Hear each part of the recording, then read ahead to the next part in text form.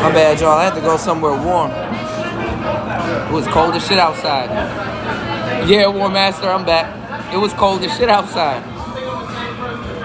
Right back at it.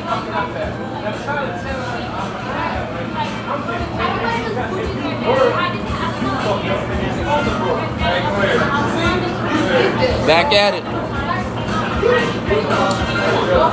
It was cold as shit outside. Shout outs to y'all.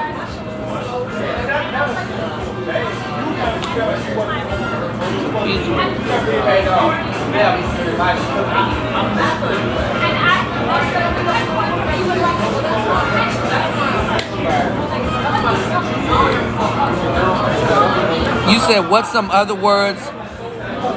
Yeah, no more struggle net. I got you, Mace. You said what's some other words for a masochist? Sadist. Sadist is another word for masochist. The sadist or sadist. What's up, Ed? Mace, what are you looking at now? Like, what are you trying to do, Mace? I got you.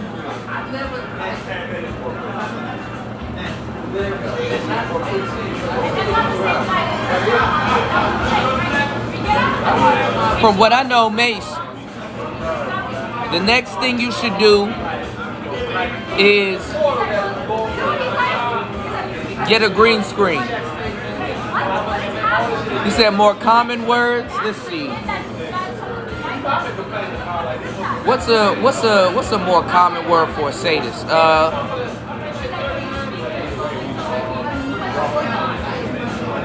I had another word. I just forgot the name of the word. What's another word for masochist, guys? Let's see. Sadist is the only word I can really think of at the moment.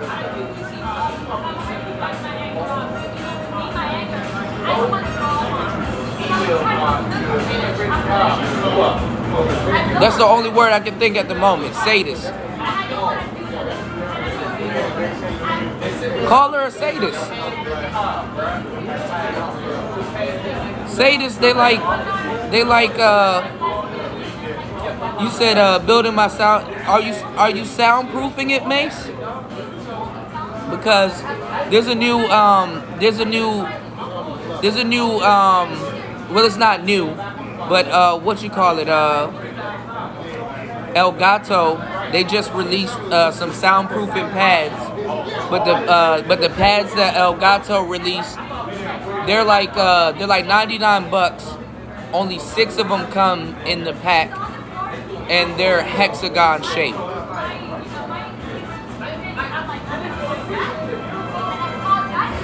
No, John Jones, if she's a masochist, she's a sadist. She likes shit that hurts, and they go towards it. You know, they you can call them miserable. You can call them miserable. That's another word, miserable.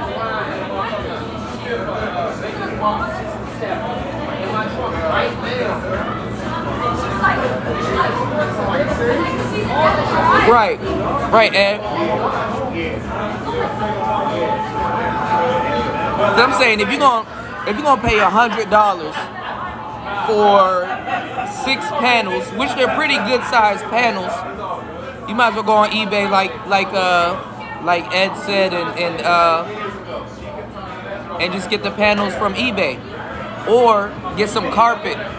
Make sure you get some carpet, or be in a room where it's a lot of furniture, so that when you talk, your voice doesn't bounce off the walls. That's really all you're stopping. But Honestly, you don't have to sound treat your room if you use your RE20.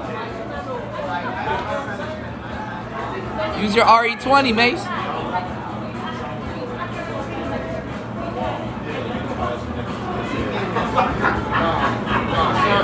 Yeah, maniacal.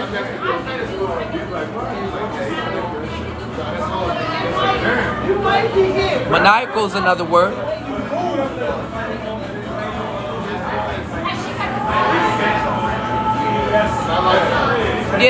Yeah, Mace, you're good.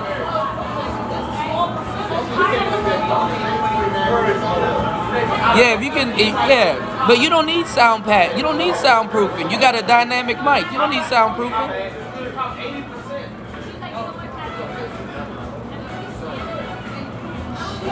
Yeah, if you can get 96 panels for 100, that's not bad. But the thing is that the Amazon panels, a lot of them are real thin. You know.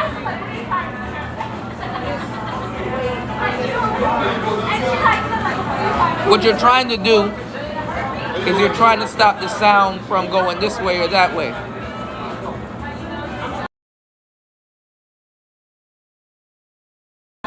Shout outs to Auto Chris.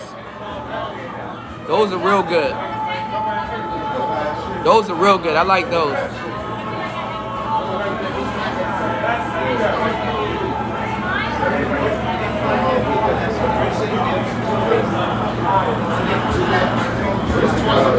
Oh, if she being mean, call her evil. They love when you call them evil. Call her evil.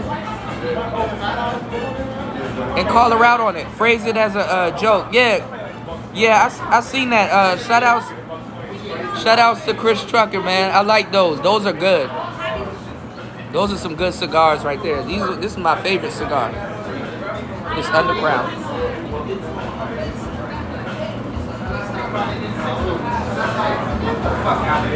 Yeah, if you want to make fun of her, call her evil. What's going on, Dusty? Women love when you call them evil. Just be like, I'm not evil like you. That's all you gotta say. Be like, you know what? I like nice things. I'm not evil like you. And she gonna be like, how am I evil? After she laughs, or she gonna kind of chuckle, and then you say because you do this or you like this and stuff like that. You know.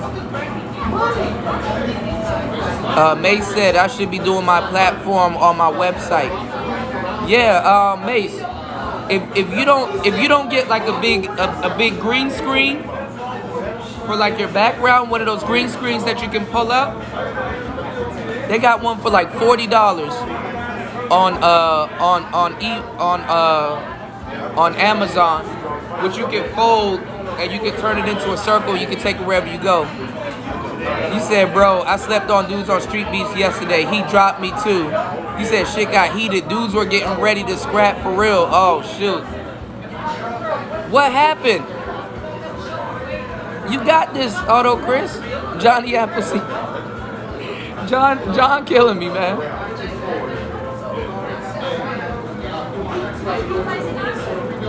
Bro, them Street Beats, dude, that's all they do. They just box.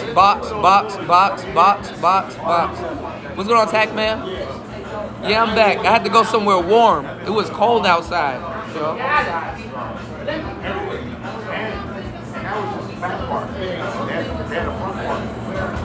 Oh, you knocked them out?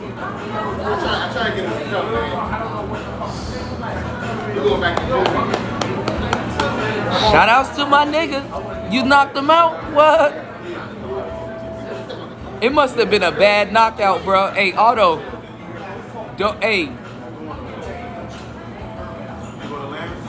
Don't get on the highlights, because if you get on the highlights for knocking them out, everybody gonna want to fight you, bro. You knocked them out?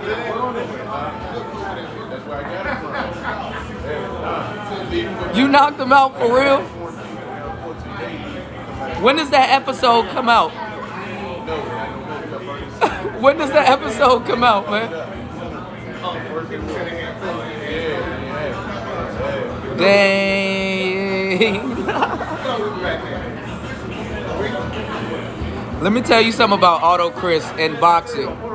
Auto Chris be using the Goku joint, that instant transmission. Soon as you think you got him, whoop, whoop, whoop, whoop, whoop. Wait, all right. So what happened? Did he drop you first and then you knocked him out, or did he knock him out at the end?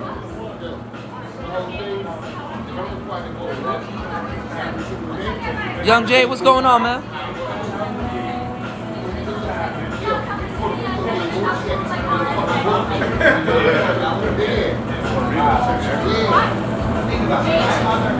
Auto Chris said I knocked him out. God damn.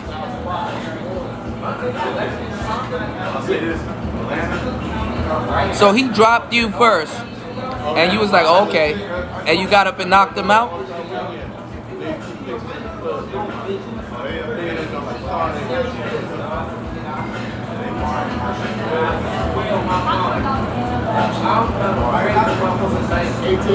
So wait, so who won? Because sometimes if you slept him first and he get up and knock you out, people gonna be like, oh, he won. What's going on, Chris G?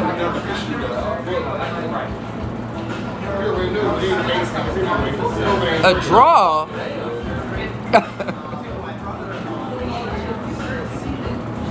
Damn. Damn, I want to see that.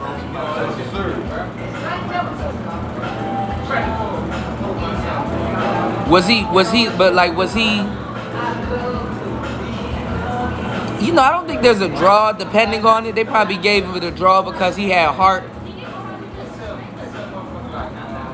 But if the nature of how you knocked him out was better than him knocking you down,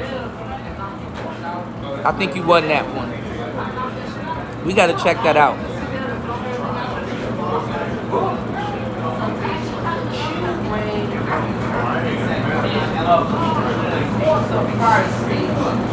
I got a heavy bag coming soon. I just don't want to mount that shit to the ceiling and then my ceiling fall from kicking or hitting the joint.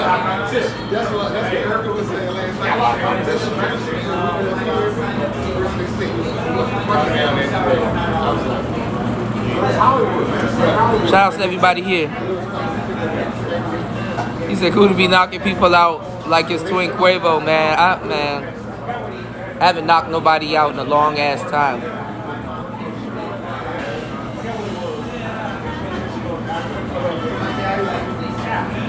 Dang, you said he hit his head on the cage? What?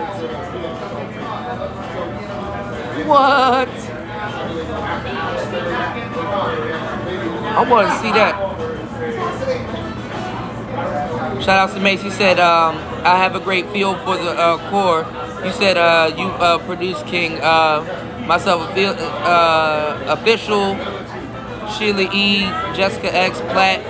We're all thankful. No problem, mate. No problem, Mace. Look, I didn't produce none of y'all. Okay? I did not produce none of y'all. Y'all gotta get up and create content. So it got nothing to do with me. Y'all gotta get up and create content. You guys produce yourself. I can only point you in the right direction.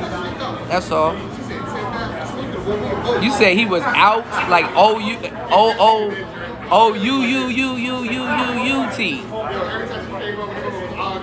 Like a light. Like a light. NC Worker, what's going on?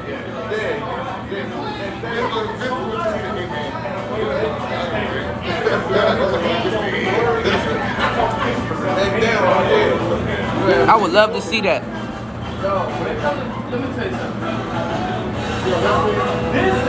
They should have gave that one to you, man.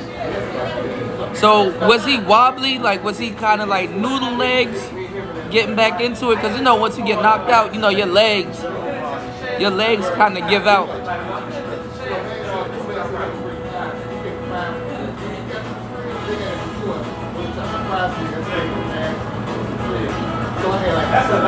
War Master said, build a frame out of 2x4s for the heavy bag to save your ceiling. Yeah. Because what it is, it's like a spring. You said drunk. He was dang. Dang. What? Yeah, War Master, it's the spring that's supposed to take the weight from the ceiling, but the heavy bag that I'm getting it's like on a little crossbar that comes out of the wall. So I think that should be a little bit better. I don't know, I'm gonna see. Cause I don't know where I'm gonna put it just yet. I gotta create space.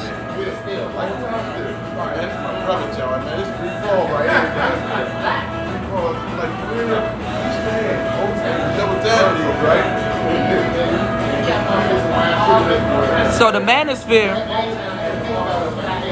they're trying to start a boxing or a fighting league. LaShawn said, Kuda, you inspired. Quit saying you didn't play a part. No, I did, but, you know. Let me know if the screen turns sideways. Give me 1 second, y'all. Let me know if the screen turns sideways.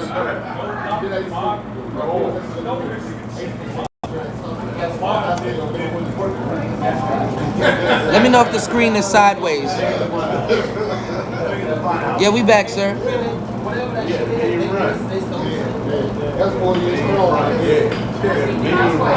Is the screen sideways?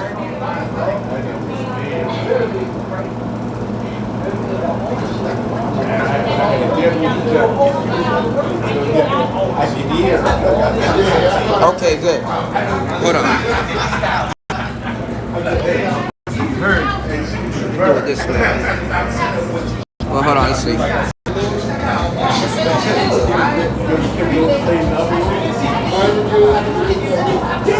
You should be good right now. Can y'all hear me? Because I don't want the microphone pointed that way. So it's another group of brothers over here.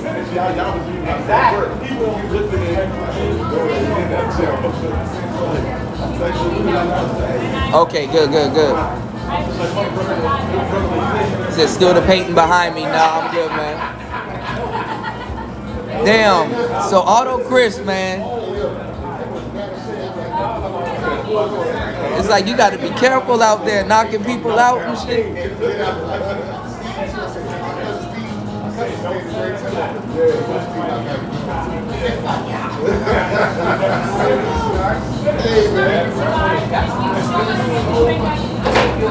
The Manosphere will start. The Manosphere rather starts like some fake boxing club instead of step their equipment up. Don't that sound like black people for you? Niggas will rather fight than to step their tech up.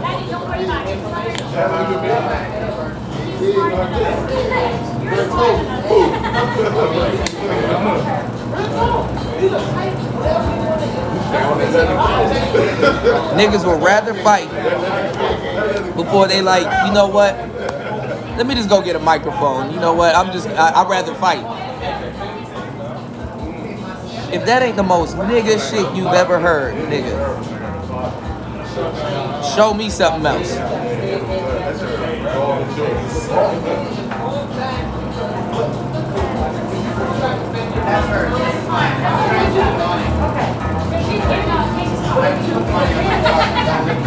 It's ridiculous, man. Yeah, y'all make sure y'all head over to Mace's channel and check him out.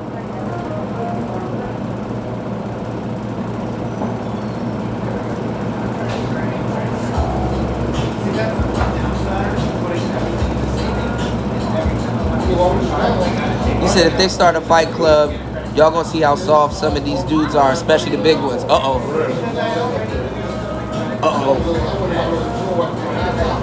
Y'all gonna see how hard they hit the floor too. Like if I had to train like a taller boxer, I would rather him have more legs than midsection. Because all of this is open. And if you don't train correctly, And all of this is open too. You know?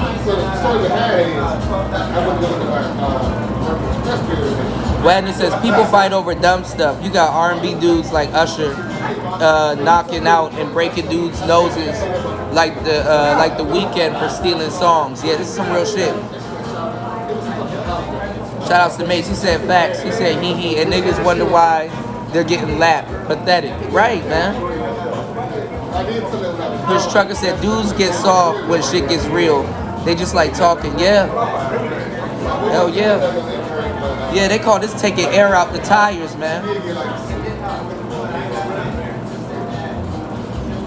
Especially when somebody do leg kicks. Man, them leg kicks will take you out. Them leg kicks? Shit.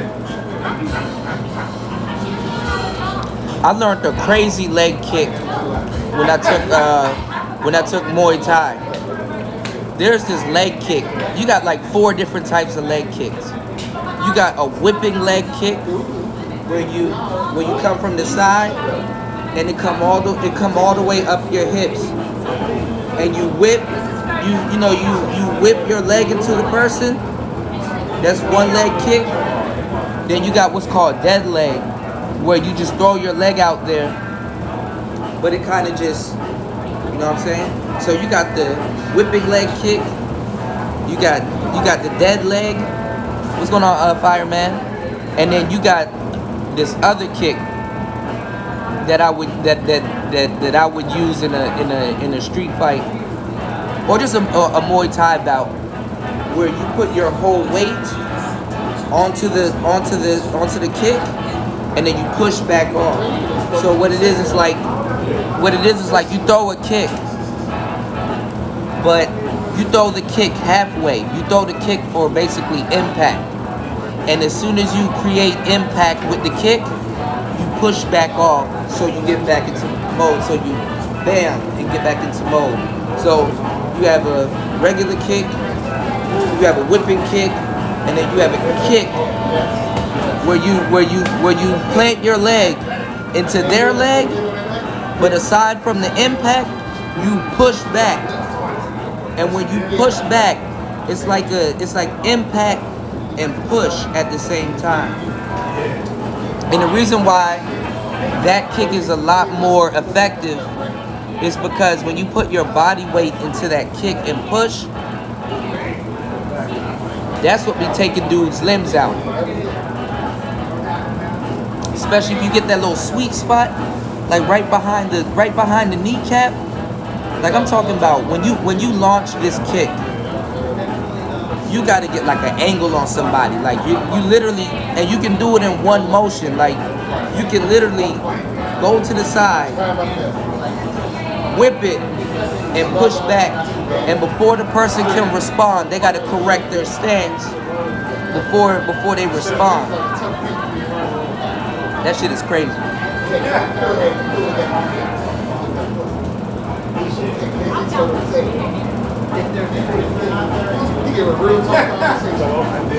I fear somebody doing that to me because I felt it before and I didn't know what it was. And the thing is that by the time you get hit by one of them and you're trying to respond, your leg damn near give out. As soon as you try to respond, like correct your stance, because you literally want to correct your stance. You do not want to throw another kick when somebody catches you with that, because if you throw a roundhouse kick to respond to that, you really have to commit to it, because you got to go all the way around to try to catch the person, and that's bad form.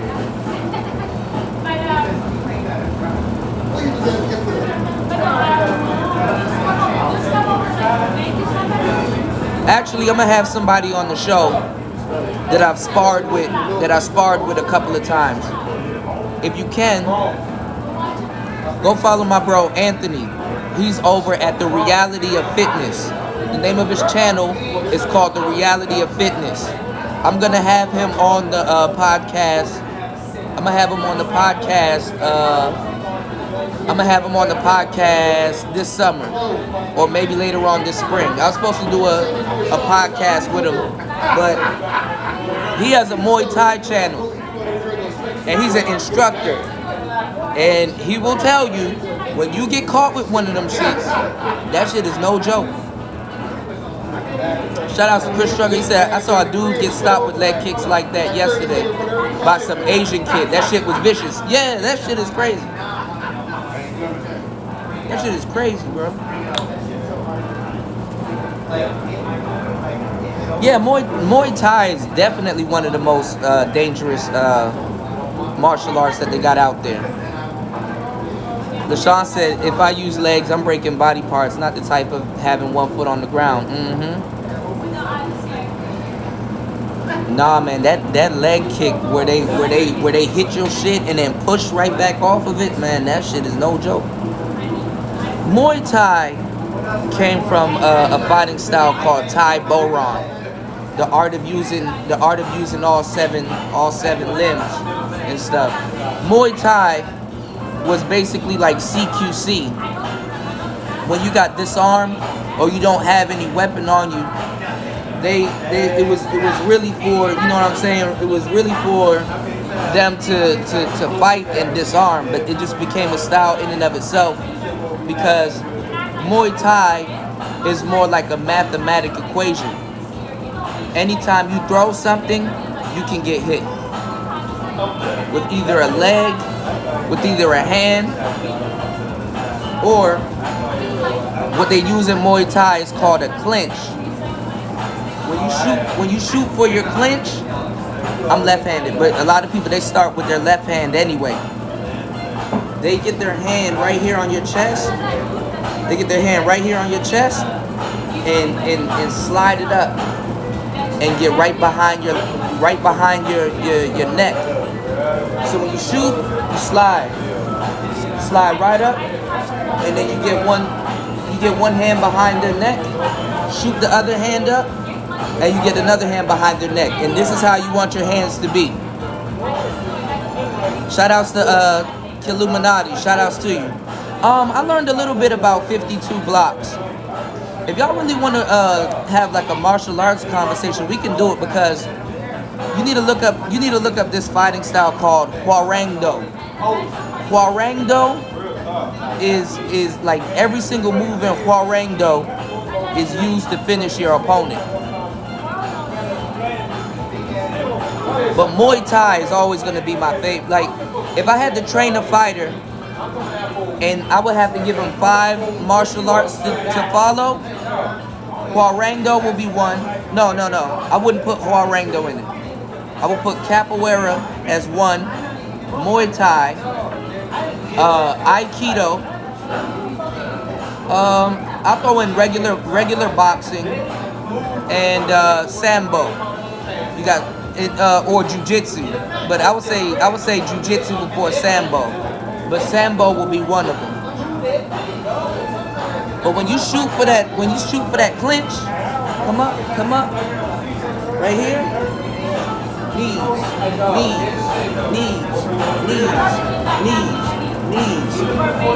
and what you do, you want to create space so that when you come into the knee, you rock them into the knee.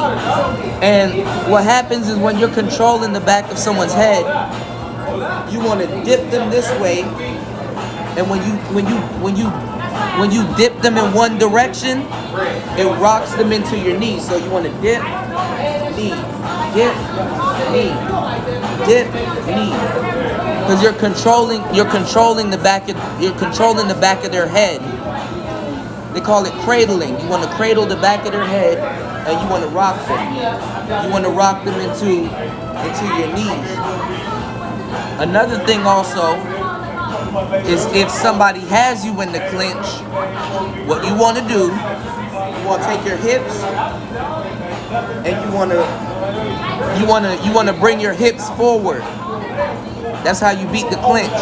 You want to bring your hips forward so that they can't rock you, and you want to kind of lean back. I got to show you guys how it works in person, because it's hard to explain it. But if you've taken Muay Thai, you know what I'm talking about, or if you're familiar with Muay Thai, you know what I'm talking about.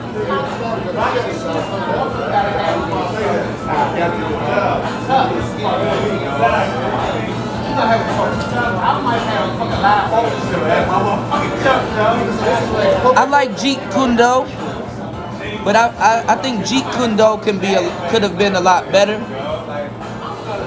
if Bruce Lee was around. Jeet Kune Do, he would have showed y'all some more innovative moves with Jeet Kune Do. But you do got a lot of great people out here that Jeet Kune Do is definitely a great move, like a great martial arts style. You know, I just wish Bruce Lee didn't die, and I wish his son didn't die neither. Y'all remember Bruce Lee's son, the dude from The Crow? Y'all remember The Crow?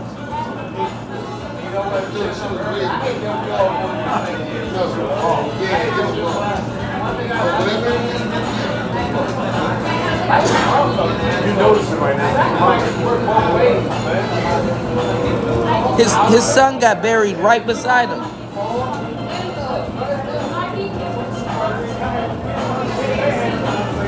I like The Crow. The Crow was vicious. I love The Crow. But yeah, man. But jiu-jitsu will be one of them. I like jiu-jitsu. I stopped doing jiu-jitsu because of my hair. I don't know why I did that, man. But I'm about to cut this shit. I'm about to get back into that shit. Cause niggas talking real froggy in the manosphere, man. A piece of me don't like that shit.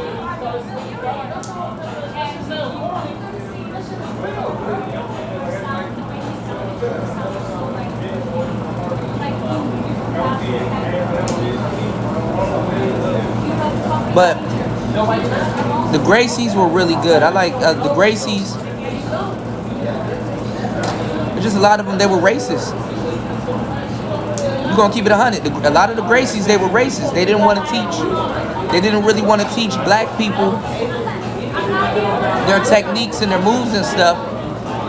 But the irony of it is that if you go to Brazil, it's nothing but black people down there doing jiu-jitsu. And they're doing capoeira also. See, it's all fun and games fighting somebody right side up. But when that person's upside down, they don't teach you how to fight somebody upside down. Like, especially when you're upside down and you're balancing your body weight. That's why, like, when people go to the gym really don't teach you nothing, because you're not learning how to balance your body weight like that. You're lifting weights, but you're more bulky. And they don't really teach you how to scale the ground and move and stuff like that. You're real bulky. But balancing your own body weight, left and right, and doing cartwheels and whipping kicks and coconia and all that other stuff. That's what I like about fighting, because you don't know who you running up on. You don't know what they don't know. Now, this ain't the third shift official. We're gonna do the third shift tonight.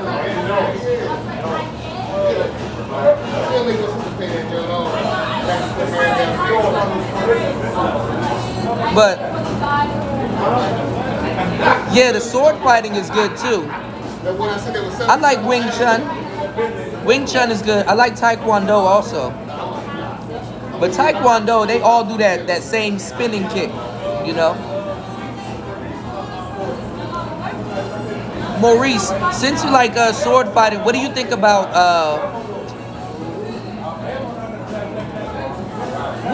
what do you think about fencing? What do you think about fencing? I like fencing. Fencing is cool.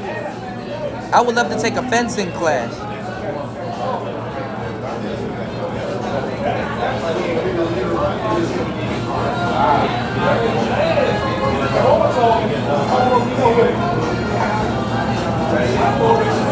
It's like what New said. Shout out to my boy New. New said, don't fear the nigga that knows 1,000 kicks. Fear that nigga that practiced that kick 1,000 times. Cause it's the basics that be catching people. It's the basic that be catching people. Y'all see it all the time with MMA. Dudes be doing spinning back punches, Superman punches, and all kinds of stuff. My hands are still, my knuckles are still,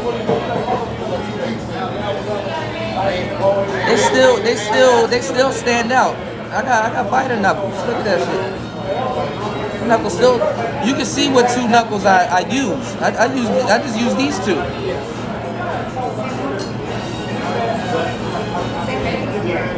These are the two knuckles you use. Cause they teach you when you hit an area, you don't want to take all of your your power and focus it into a wide circumference. You want to take your power and focus it into a little dot. That's what breaks bones, not focusing it into a wide circumference. You want to aim with these two. You know, I still got the. These two knuckles are hard, man. I done sprained my hand several times using these two knuckles, man. When you throw a punch, you want to poke a hole. You literally want to poke a hole in something. That's why when you use the boxing pads and they tell you go after that small circle, that's for accuracy. You want to, you want to poke a hole in something.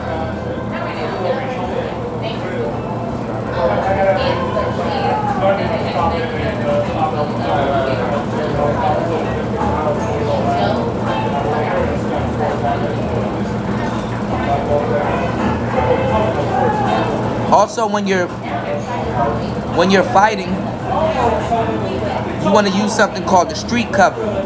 A lot of people don't know the street cover. Street cover, literally you want street cover.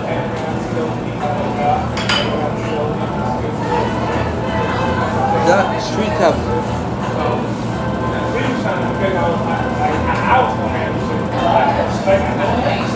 You can literally walk it. You can literally walk it. I literally walked into some street cover, shoot.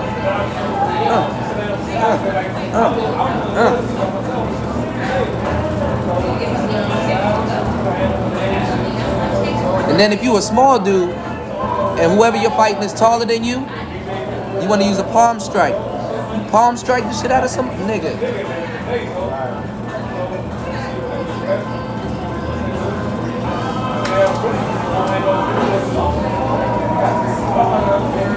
In ninjutsu, instead of focusing it into these two, they learn to focus it into just one. They use one knuckle and they focus it into this one knuckle because they know about poking holes and shit.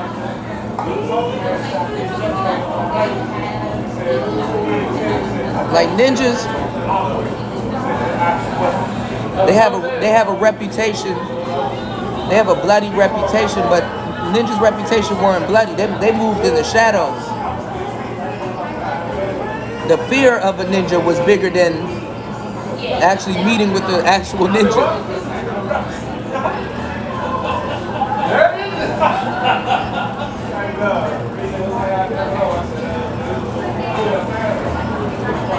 They would rather disarm you or get past you. Sometimes you wouldn't even know a ninja's in your presence.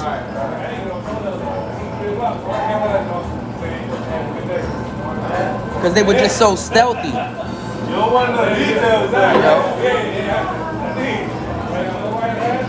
There's a capoeira school here in the district. I was thinking about going there.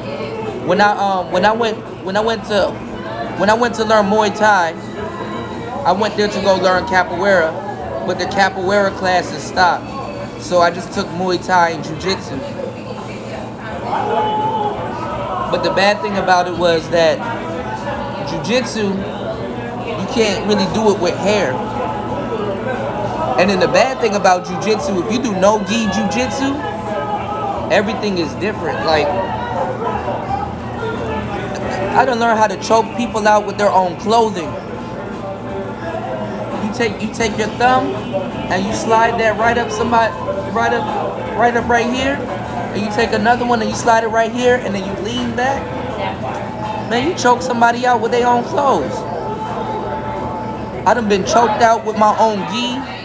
I done choked people out with their own gi. Jiu-jitsu is no joke. My favorite jiu-jitsu maneuver was the triangle. I used to get people on with the triangle all the time, because you learn how to control people with their clothing. You know what I'm saying? You learn how to control people with their clothing. They can't ground and pound you when you're pulling them down. When you're pulling somebody close to you, it's hard for them to posture up and ground and pound you. So you wanna close the distance with them. You wanna close the distance with them, because jiu-jitsu, that's nothing but cardio. Jiu-jitsu is nothing but straight cardio. Go take a jiu-jitsu class if you think I'm bullshitting. It's nothing but cardio. Because you and whoever you're rolling with, y'all can do all of these different movements, and then it resets right back to the beginning. And you wear somebody down. I usually do a triangle or a kimura or arm bar somebody. If I set you up for an arm bar, and it's not really about the arm bar. You set people up and they thumb pointing upward. You break somebody's arm, you're damn near attached to somebody's arm. Or if I take the back and get my hooks in, you know about jiu-jitsu, you know about them hooks. You get your hooks in, shit. So after a while, I stopped trying to do full mount. I pull guard. After a while, I just pull guard. I'll pull somebody down. You pull guard.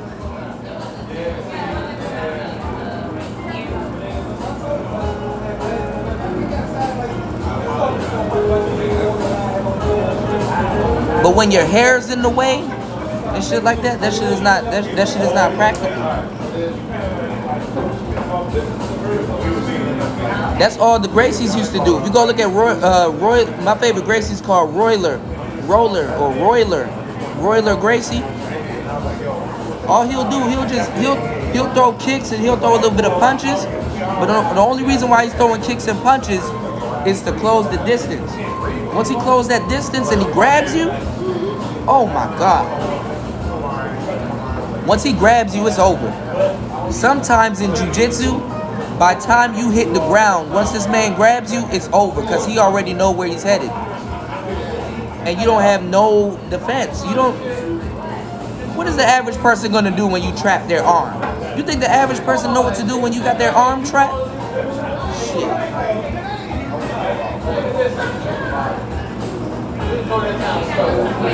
You get your arm up under somebody's arm and you get them in there, you can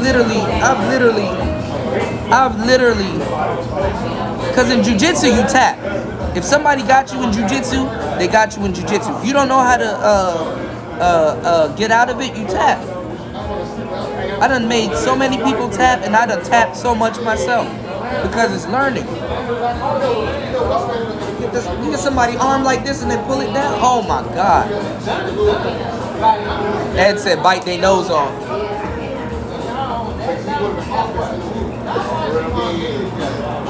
Bruh, jiu-jitsu is a whole different beast.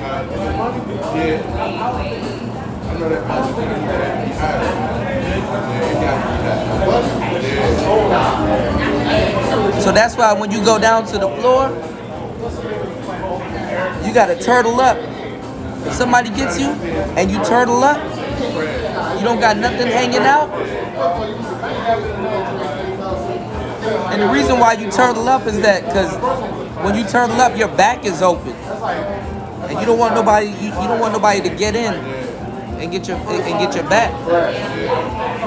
Turtle up. So that they can't shoot. Get up under here. What's going on, She?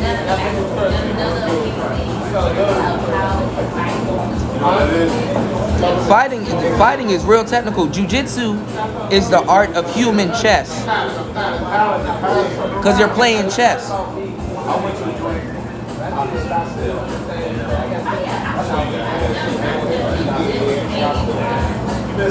So that's why, like in the manosphere or anywhere else, when people are talking that rah shit, you know they don't fight. Because in a fight, you have to be calm.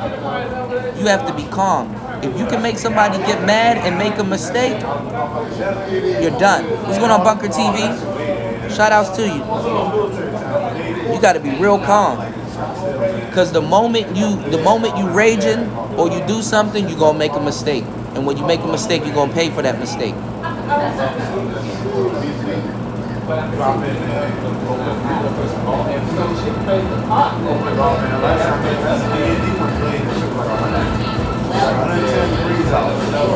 That's how people get knocked out.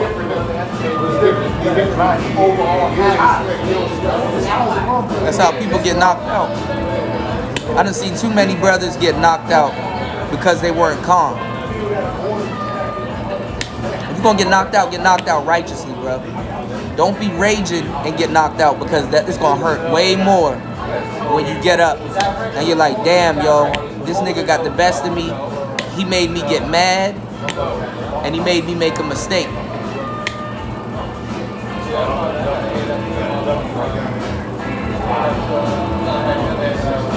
He said you gotta rub their skull with a brick. Yeah, I'm gonna check out 52 blocks. You know what I wanted? I wanted a Wing Chun doll. Where they hit that Wing Chun doll? Because once you harden all of this shit up, you can literally hit somebody with that shit. What's going on, Daz? What? You got a TLM 103? What? Shout outs to you, man. You got one of the best mics in the game. That's like a mini U87. It's a nice mic. But yeah, man, y'all, if you get a chance, like as a man, get into a martial arts style, because the philosophy of the art is way bigger than the art. When you know that you can cause damage to people, you wish you would never have to use it. That's one thing I learned going to an academy, going to a whole school. When you in a room full of other niggas that know how to fight, you'll humble yourself real quick. I love it. You'll humble yourself real quick. So that's why, you know, they tell you, yo, unless you're a knucklehead and you want to do street fights and shit like that, there's an arena for that. Some of the shit that I've learned, I wish I would never have to use it on somebody, because if I were to black out, I don't know what I would do. Like if I was not to be calm and I was just to black out, I don't know what I would do.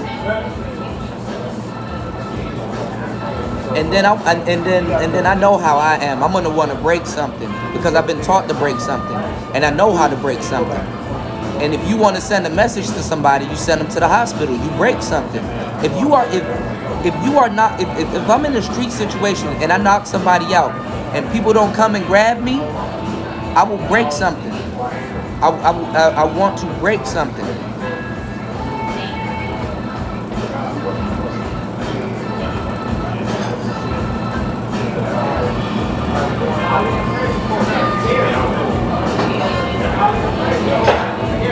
Oh, there's no problem, man.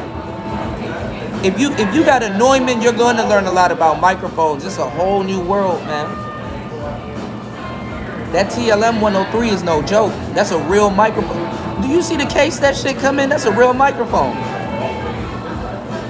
I'm trying to tell y'all, man. That's got a crazy mic, man.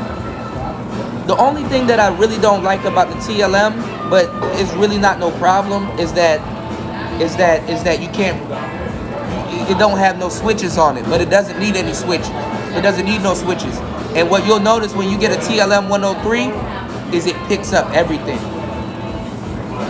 Like when you get a TLM 103, you can't even clear your mouth or your throat. If you got spit in your mouth or something like that and you're clearing it, it's gonna pick that up too. What's going on, Brian Will? You said most fights I've had, I beat bigger, slower dudes. Yep, but lost or had to draw with smaller dudes like myself. Hell yeah. Oh, when you get into fighting, let me tell y'all something. When you get into fighting, it's not them big dudes you need to worry about. It's them little niggas. Them the niggas that'll knock you out. Them the niggas that'll knock you out with sheer speed.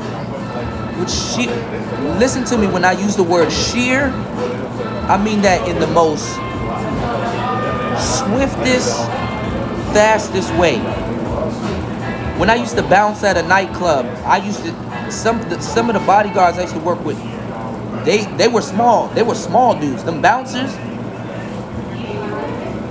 big bouncers, they gotta, some of them, but I'm trying to tell you, it's them little small bouncers that you gotta watch out for, bro. It's them little small bouncers, bro. Because number one, you don't think he can fight. Number two, he can fight. Number three, by the time you realize that he can fight, you picking your teeth up off the curb, bro. I mean, I ain't the most handsomest nigga on the planet, but you know what I'm saying? I'm glad I still look the way I do.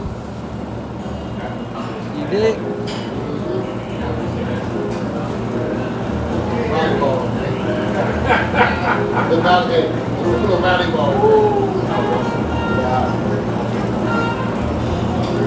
Manosphere people don't strike me as people that know how to fight, but I don't go around underestimating people. That's why I'm on here playing in a lot of cases. I'm not about to sit up here and make idle threats and shit like that. You don't know who you talking to. And even if you know who you talking to, go ahead and fight him. Go ahead and fight him. Nigga, test your jaw real quick. Your insurance company is not gonna like you, bro. Especially when you go to a school and stuff like that and you going home sore because you took an ass whipping and you dealt the ass whipping from a school of people that know how to fight. Because when you're in a school of people that know how to fight, that man knows how to get you in a triangle the same way you know how to get him in a triangle.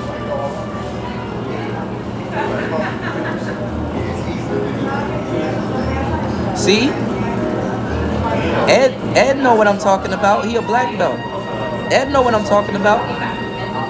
I still know the June B. I took Taekwondo when I was younger, before I got into Muay Thai. I still know the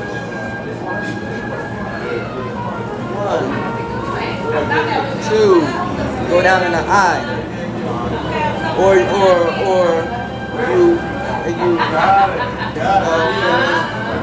the other one. For a high kick. Or a lot of people don't know. You do that X block. People really don't use an X block though. Yeah, see? Ed know what I'm talking about. You don't know who knows what.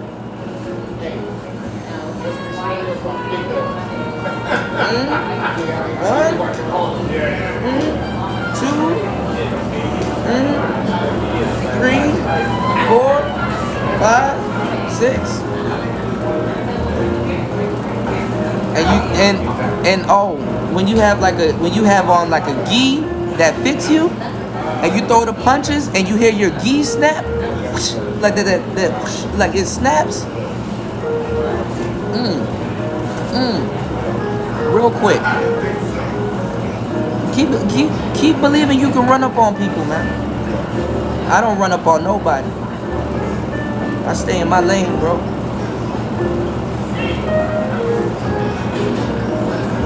Stay in my lane, bro. I don't start fights. I don't go looking for them.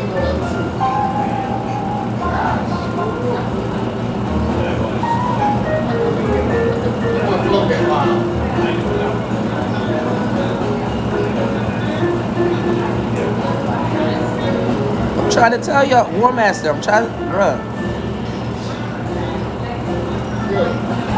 I was considered today. But see, the thing about it is that a piece of you do want to fight. A piece of you like, yo, I know if I strike this nigga in the chin right now, he wouldn't know what to do. You ever struck somebody and they back up?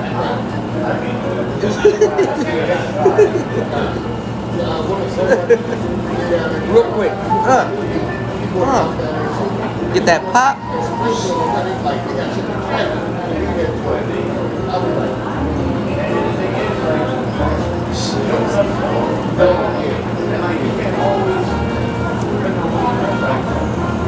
What's going on, Lou? Shout outs to Lou, man. You don't even gotta do much. You take let me tell you something.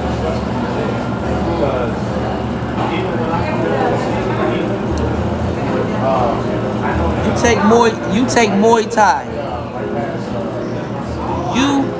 Yeah, then they call you passive aggressive. Yeah. Let me tell you something.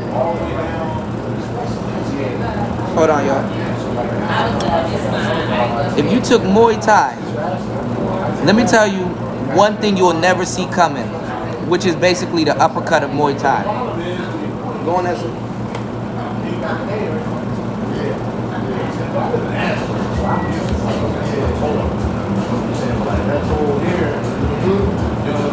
See, the reason why people throw elbows in Muay Thai is because while you sitting up there trying to punch and you don't get the full extension, this does more damage. This does more damage than a punch when somebody's real close to you. This. And I got very sharp elbows. You can see it through my clothing. This is a whole hoodie right here. This right here.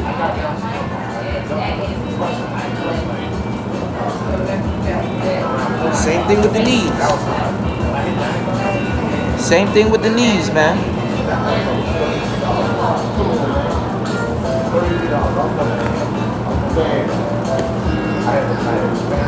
Real quick. This.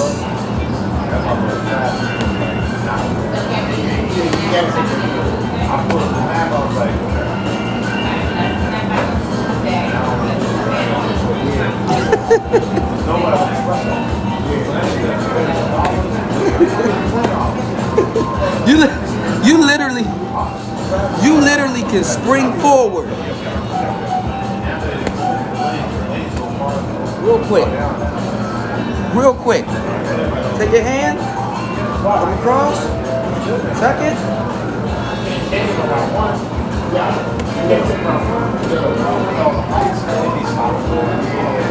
Real quick.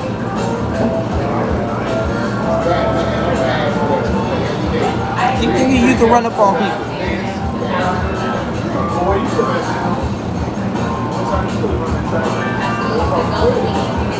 You're gonna have to grab me. And then if you grab me, it's not even sweet that way neither.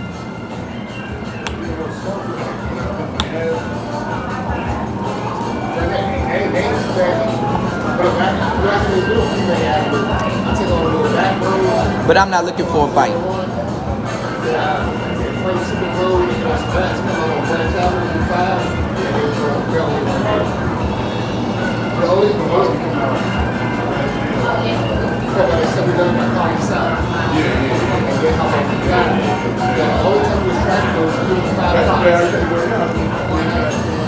Yeah, Bruce Lee definitely was a GOAT.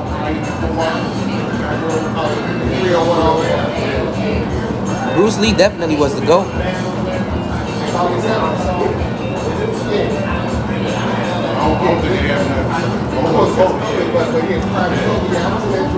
But if you're gonna go to a school, basically go there for the intellect. You know what I'm saying? Because once you learn the philosophy, you're not gonna really want to touch people like that, because you spend your whole time fighting people that actually know how to fight.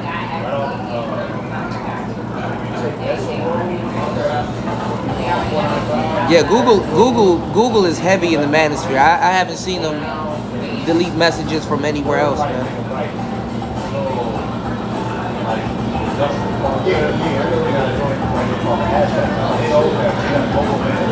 One of my favorite things I used to do is I would come in with the elbow, come back around, clinch. Same thing. Shoot up, clinch. Shoot up, clinch. One motion. Yeah, what's going on, Rastas? Shout outs to you.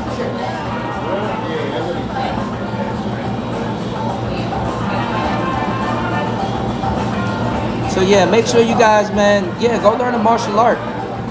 Some dudes in the manosphere that's like, yo, I'm not, you know, I'm not mentally where I want to be with whatever, women and stuff like that. I tell you, yo, go to a fighting school, bro. Go to a fighting school. Go to a fighting school.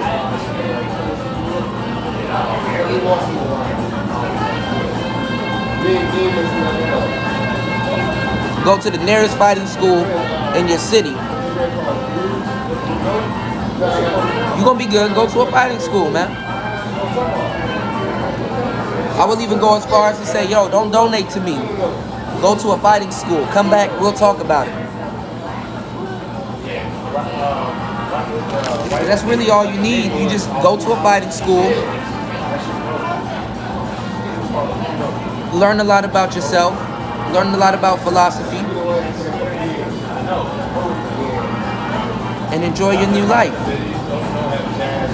Oh, there's girls in the fighting schools too.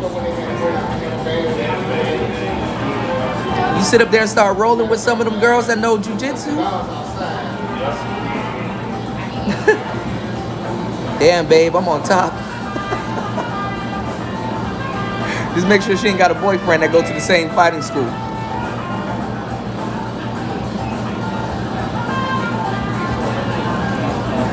Because then you're going to really have to fight.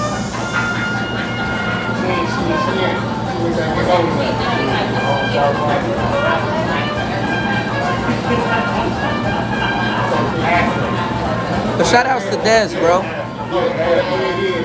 Dez, War Master, he just bought a loop station.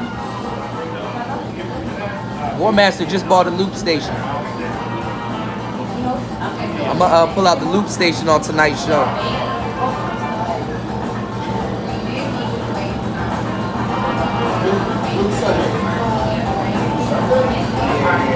Des, once you see what you can do with a loop station, oh man. So Des, he bought a $1,300 microphone, which is a Neumann, and it's a really great mic. You know, he said the world not ready for those that never spoke, applying them power. The pandemic, what about women? He said, bitch, I'm trying to survive. He said, I'm trying to survive, and she doesn't care. Yeah. That's damn near every black man.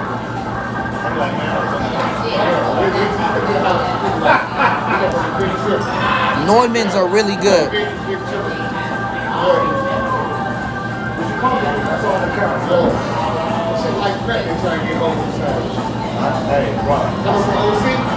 Oh no, nowadays it just started, bro. It just started, man.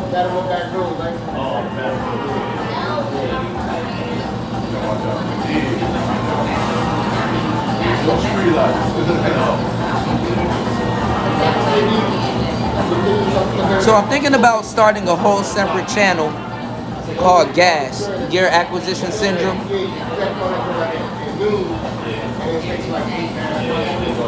And I'm just gonna do nothing but tech porn. I'm gonna have nothing but interfaces, mics, and stuff like that, and just basically show y'all how to use it.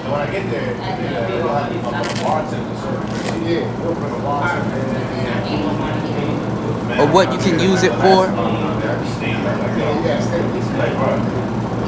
because it's really fun learning how to use gear and stuff like that, and seeing what you can do with the gear and how to really utilize it.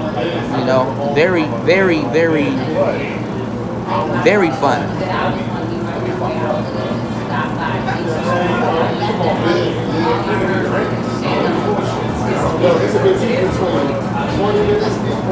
Because you don't just want to acquire gear, you want to use the gear also. But that Neumann, I had dreams of owning a Neumann. I still do want to own a Neumann, but there's another company that came in. I got the Akai, I got the MPK Mini, yep. American Negro, what's going on?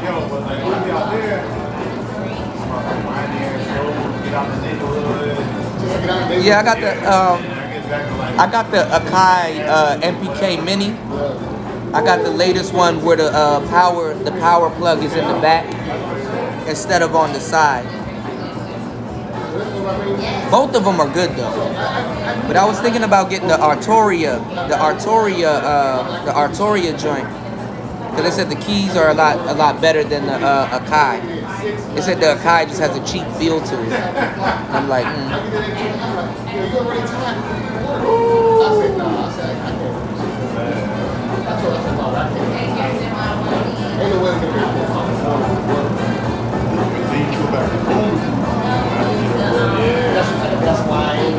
And instead of the little wheel, the little pitch wheel that you have on the Akai, the Arturia, they got sliders.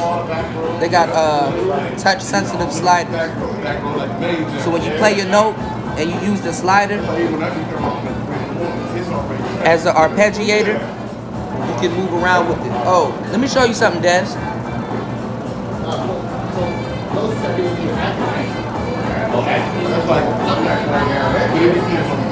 Got one of these.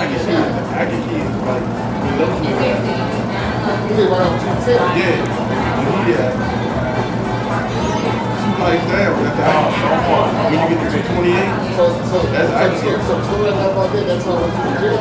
So I'm going to just go to the gym at 3 o'clock in the afternoon. Riding away.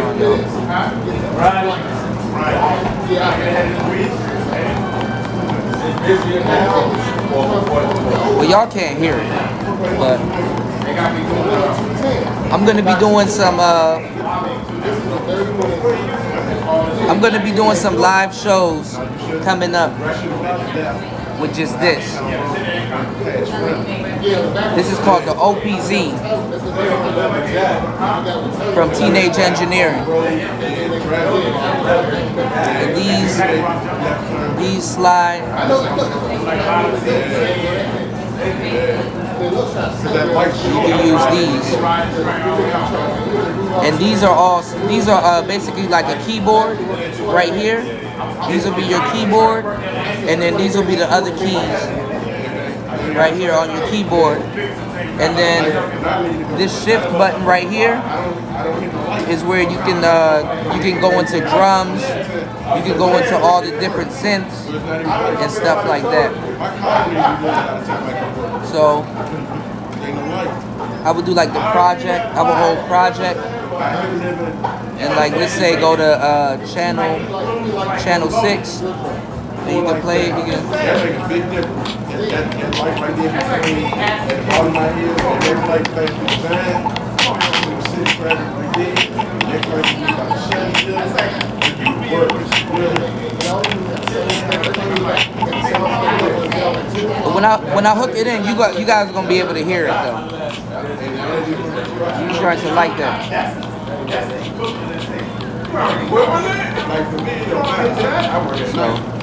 I don't know if they told you.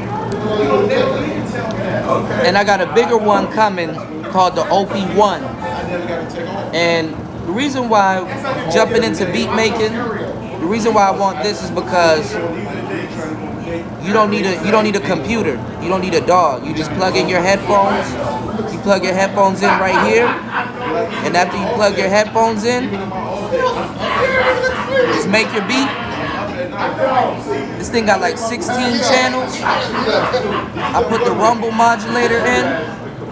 Look at this. Like even on the weekend, I'm up until 6, 7 o'clock. Look at this. Because I'm used to being at work. And Mark, when we had an off day, working every other day, I didn't know which one is coming back. I'm used to being at work. So I used to be at home. And see, that's basically saying, yo, I didn't make out. So you do this, right? It's a show. Like, you don't understand it. You might not know. It's a difference between up at work and up at home. Got this rumble modulator in right here. This is the battery, and this is the rumble modulator. So I was gonna get like another modulator for it also, so I can hook it into like a MIDI and stuff like that. But, you know, put his backplate back on.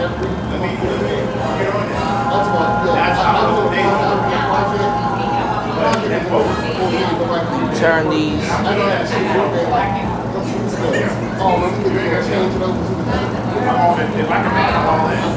And you make your beats and stuff. So this vibrates while I'm making the beat with it. Really cool shit.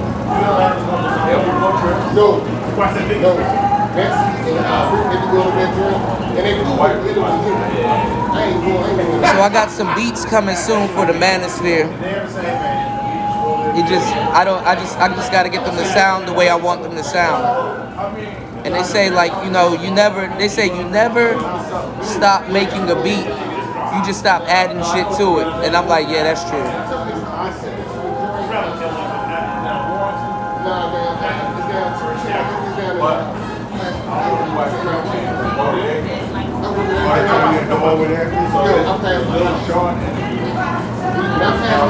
So every day is a new day to learn something.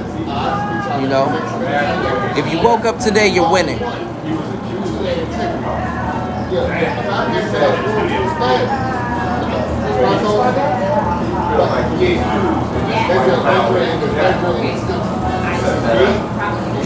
You said Drake X wants and needs. Yeah, I got a workstation. That's basically a groove box, Taz. It's a groove box. I gotta holler at you too, Taz. Cause Taz, I need to soak up as much game as I can. It's a groove box. But when I show y'all the other groove box, you gonna be like, whoa. Cause I'm gonna be like, whoa.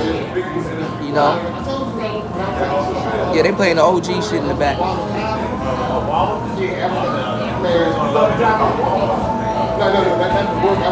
So the other one, it has a radio built into it.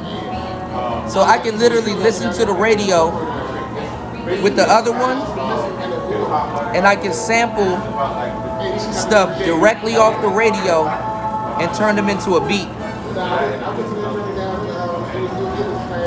I'm like, oh yeah, oh yeah, oh yeah. I'm like, that's some player shit right there. Yeah, Teron said, ew. I'm trying to tell y'all, man. I'm on the way. So, like I said, man, watch the brothers in this space and watch the brothers that are actually progressing and, you know, would like to learn something new. Because I don't want the Manosphere content to become something which deprives you. You know what I'm saying? After a while, you gotta stop talking about women. Oh, Earth, Wind, and Fire. Okay, right. Yeah, you gotta. It's not about women all day. You know what I'm saying? Let me tell y'all something. If you have a space like the Manosphere and all you're doing is talking about women, you're giving them attention. And if you talk about women 24/7 and you give them that type of attention as a space, what's going to happen is they're going to say, oh, you got a problem.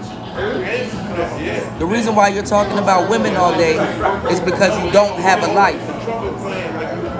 You don't have a life. And when you don't have a life, and you're talking about women all day, you can't bring them into a world that you created. The reason why a lot of y'all don't get the type of women that you want because you don't have a world to create to bring them into.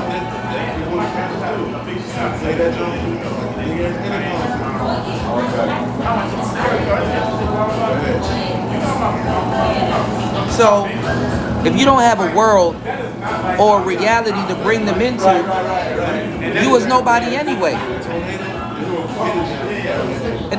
And then you can't be on here talking about Pookie and Ray Ray. Pookie and Ray Ray may not have a life, but guess what? That's what you think. They still got a world that they can bring that woman into, be it fucked up or not.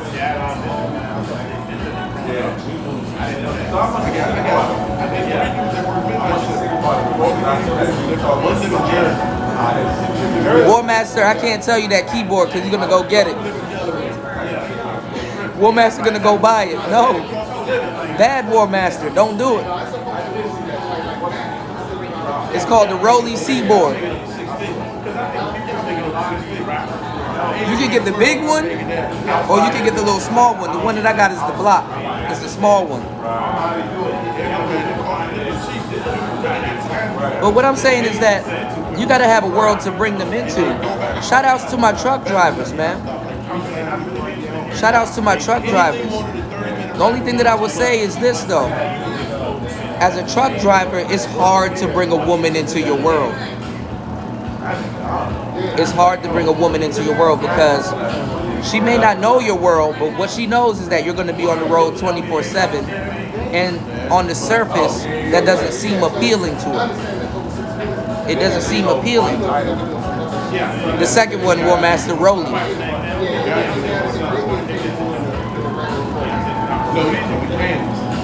Oh, keep them vinyls, Dez, because they're going up in price.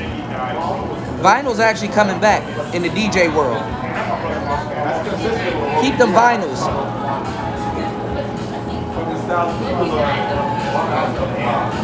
That's why a lot of truckers, shout outs to the truckers that get it, man. A lot of truckers, they just don't understand it. They're like, damn, why, you know.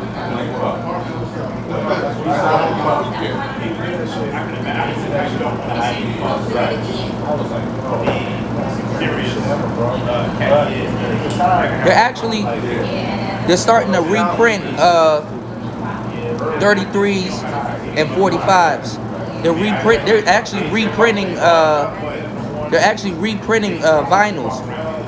But how you know it's a reprint is that the vinyls are a different color. They're like red, or some of them are yellow. They even got red or gold colored vinyls to let you know it's a reprint. And then the reprint of the vinyl, they're digitally, not digitally, but they're the remastered version of the vinyl. So the new vinyls, they're good.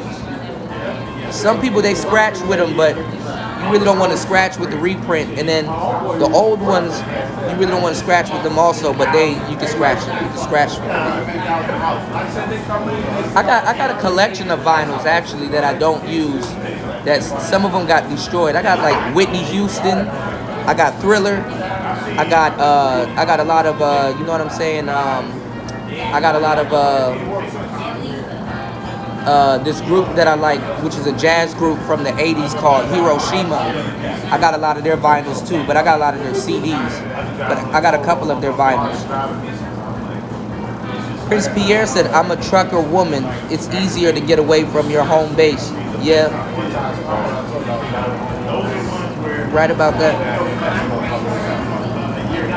So in a lot of cases, I don't expect a bunch of truckers to know what I'm talking about, but the ones that do, they do, and they don't have no problem with it, you know? Don't get me talking about lot lizards again.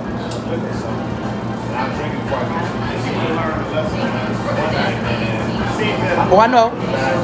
I got a whole bunch of Hiroshima songs off of YouTube.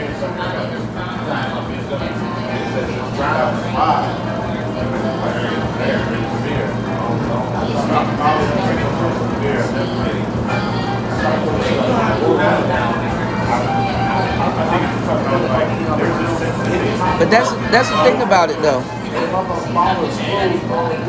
That's the thing about it though.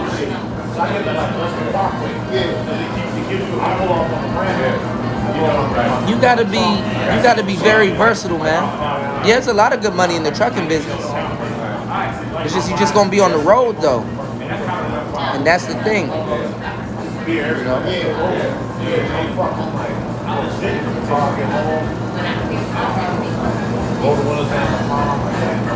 The crazy thing about it though, CDs are coming back in style. CDs are literally coming back in style too.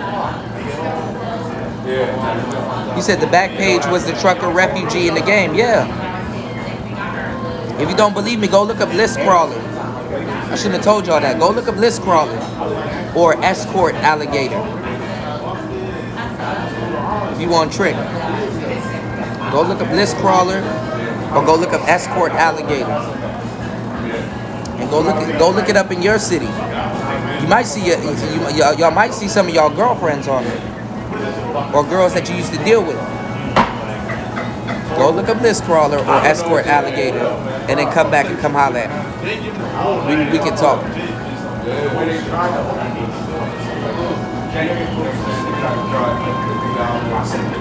Y'all on y'all phone right now. Y'all can leave off of here and go look that shit up if y'all think I'm bullshitting. That's Backpage. And it's been Backpage for a minute. Some of y'all just found out about it today.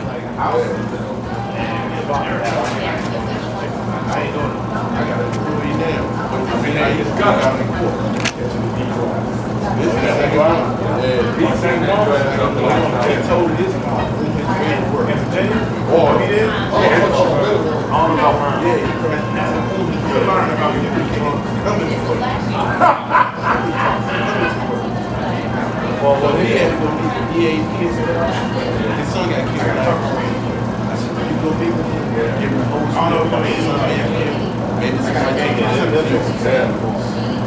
yeah, I mean, for me, he came back New Year's Eve. Yeah, being on the road is cool. Y'all be having some great ideas. Y'all be talking to yourselves too. You think people don't know, but you gotta talk to yourself to stay sane. Shit, just some of the shit y'all see on the road. If I got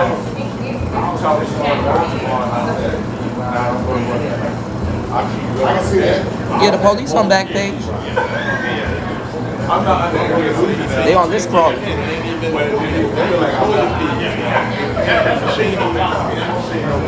But see, what it is that they cracking down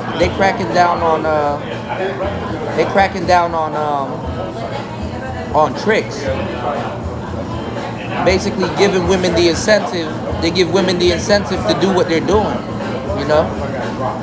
You said I'll pass so many diseases floating around. Yeah. You right about that, Jay Will. Then you gotta be I talk to myself too. I ain't gonna lie. I talk to myself too. Y'all gotta be careful in y'all relationships too, man.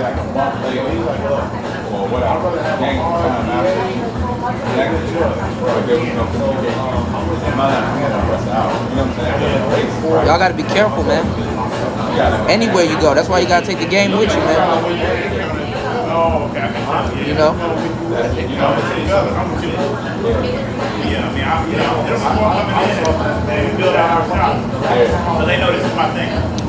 But this is the thing. In this space, can't keep talking about women. Women cannot be your main, your main. I mean, it can be your main topic, but zone off into other stuff, man. You gotta have a life outside of this shit. You gotta be able to pull people into the life that you have outside of this shit. And you gotta be able to be interesting. You gotta be able to talk about a whole bunch of different shit.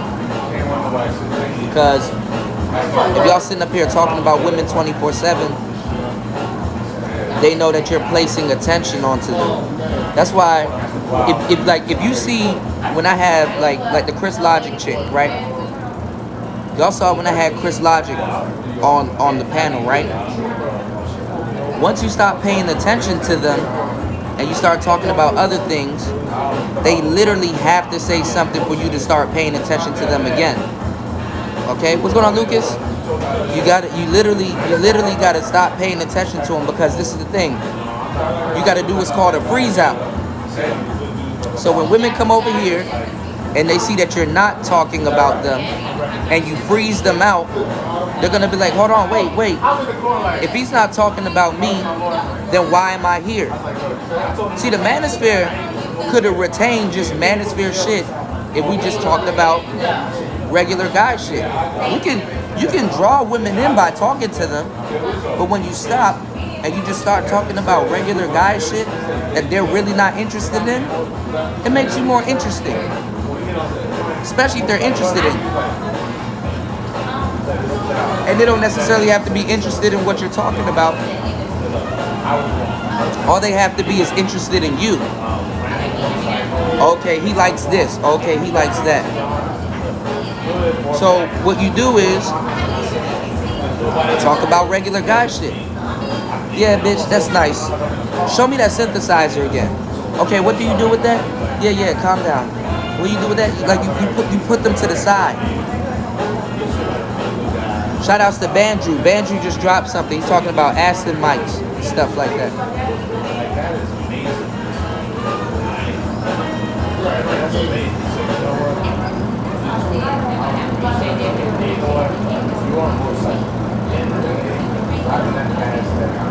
Because what they usually come over here for is to hear you talk about them. A lot of them, they're masochistic. They like to hear you talk about them. And when they hear you talk about them, in a lot of cases, you reveal what type of problem that you have with them. Look at Kirsten. Not even Kirsten, I said her name wrong. Kristen. Shout out to you, Kristen. You said they don't want to turn down the money that possibly come with these hoes. You said these women spend money on shit whether they like it or not. Yeah, but shit that got their interest in it. You know? You don't care if a woman buys a $1,000 purse. No more than you care about me talking about microphones if that's something that you're not interested in. $1,000 mic. What does me buying a $1,000 mic have to do with you? See what I'm saying? And that's what you need to do. When you start talking about stuff that means shit to you, they notice that. So you got to be able to have a life, you know? Oh, they will pay for attention, because attention is more than money to them. That's what their clothes are for. Their clothing is for the getting attention. When a woman say, oh, I like that skirt, and you see it's barely a skirt, it's disintegrating on the mannequin. So she knows it's disintegrating on her. They know that it'll get them attention. If they have the body to rock it. For example, Kristen, I know for a fact you may have bought something off of Wish. Women be buying shit off of Wish, and when it come in the mail, it's like, what the fuck is this? What is this? Kristen, how I know you bought something off of Wish and it wasn't what you thought it was? She might say no, but I know I'm not the only one.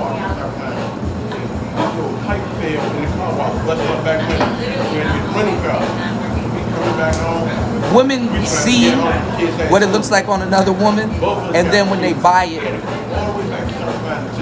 it doesn't look like that on them. Women have what's called retail therapy. That's the woman version of gas. They buy stuff to feel good about themselves, just to have it. It's called retail therapy. And usually when you have to get the bag women that get things off of the internet and stuff like that, stuff that they can't really try on, what you're doing is you're funding her gas.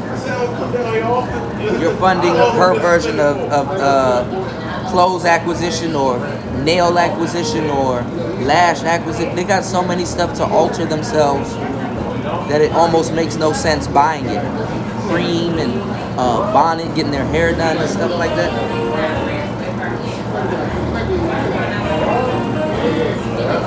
So you can literally gauge them by the things that they buy. If you got a black woman and she's going through a red hair phase,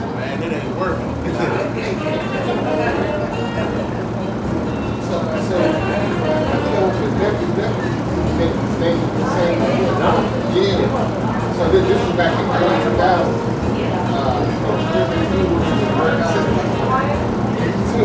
if she going through a red hair phase, and some of y'all met y'all girl going through a red hair phase and y'all don't even notice it. If she shaves the side of her head and gets some weird graphics put in it,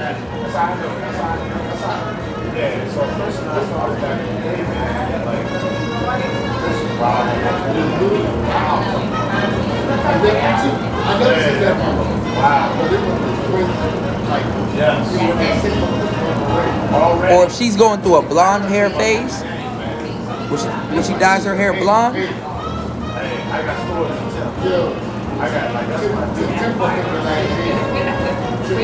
certain things that they do are a commitment. Shaving the side of your head is a commitment. Masochism. It goes way deeper than you think, fellas. Tattoos all over their body? That's not normal. No matter how much times you try to normalize it. The tattoos and shit. She got a tear right here. Every fucking day, a case of beer. A case. And he would drink that fucking case of beer. Every time I see him, I go back off. Tattoos on their hand. Tattoos all up right here. Tattoo right here. I show up, he's like, yo. I'm like, nah, dude. Tramp stamp. Thigh tattoos. Oh, the thigh tattoos are a dead giveaway. She got 2 to 3 visible tattoos. That's a commitment. Women are getting tattoos on their face. I seen a girl, tattoos all right here, all right here. She look like Blueface.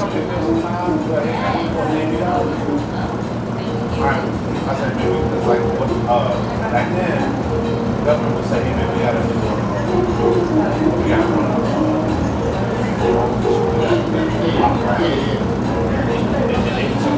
Fighter. Fighter, no, I'm not lying.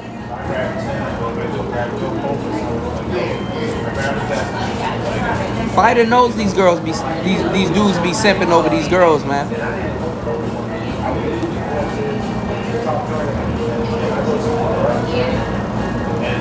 Go to New York. You be seeing niggas with girls walking around. You don't even know if it's a girl he walking around with. He don't even know if it's a girl he walking around with. Niggas' girlfriends be looking like Bobby Shmurda. How your girlfriend look like Bobby Shmurda?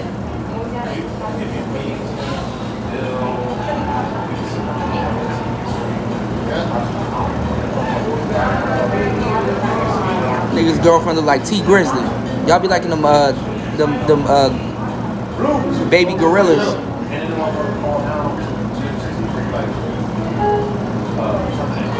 Y'all be liking them girls that's shaped like a bear.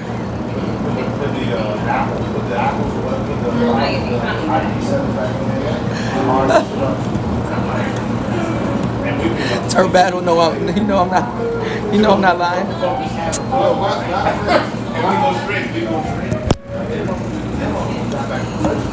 What your girl need knuckle tattoos for?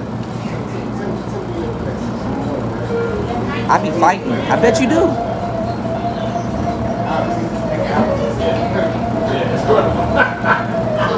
What's going on, Seti said? He's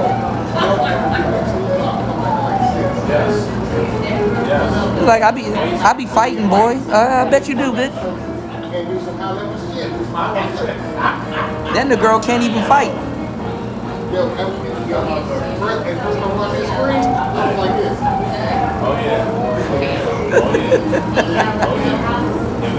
Harumph, harumph.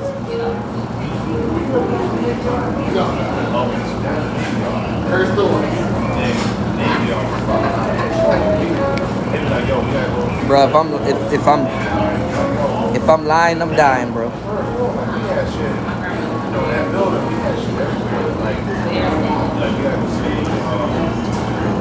No way in hell I'm gonna be walking around with a broad that look like Bobby Shmurda, bro.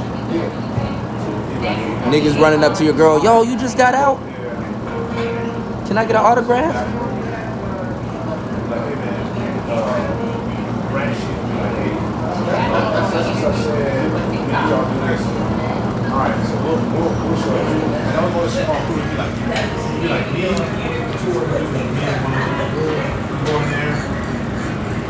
So the other day,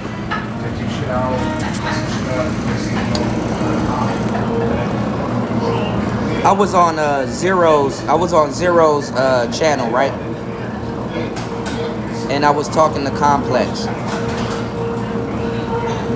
because he has this thing called the sapiosexual man, which is supposedly a guy that likes intellectual women, a guy that likes smart women and stuff like that. And let me tell y'all something about guys that like smart women. Let's get into the game. Let's get into the game, y'all. Let me tell you about guys that quote unquote like smart women. A lot of women are one-trick ponies. They're one-trick ponies, and if they got two tricks to them, if they got two tricks to them, you will assume she's smart.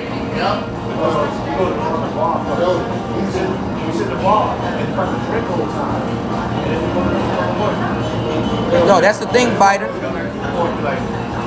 In a lot of cases, guys do not like smart women like that. Guys like witty women. You like a witty woman.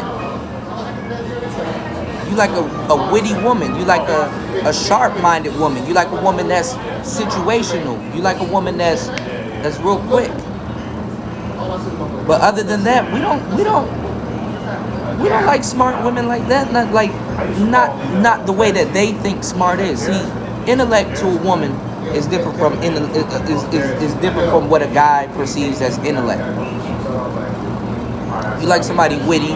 You like somebody that that's sharp. You like a woman that's on her toes. Yeah, there you go. See, Sir just said it. She thinks on her feet and stuff like that. Other than that, we okay with a dumb broad. We okay with a dumb broad. Dudes love dumb women. I know I do. But I like the smart ones. I like the witty one. I like the sharp thinking ones and stuff like that. But aside from that, fellas, let's not lie. We like a dumb bitch. I love a dumb bitch. There you go, stupid bitch. Go make some macaroni or go get me a beer.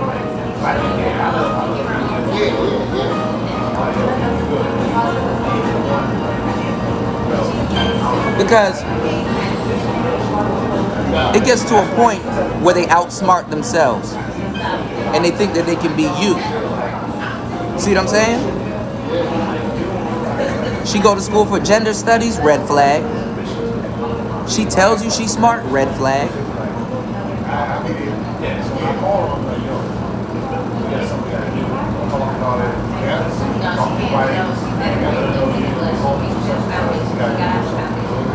So it's safe to say that smart is your perception. What's your perception of smart? And if this is smart, how do you find that? How do you go about finding that? You know what I'm saying? Because see, if she's quote unquote submitting to you, a lot of women won't believe that they're smart. That's why they tease each other about that. That's why they call themselves pick-me. That's why they call other women pick-me's and stuff like that. Whereas a guy, we're like, okay, she listens to her man. She's smart. A quote unquote smart woman is not gonna want to listen to you, because in her mind she answers to something higher. Her education is higher than some dude that she's dating. I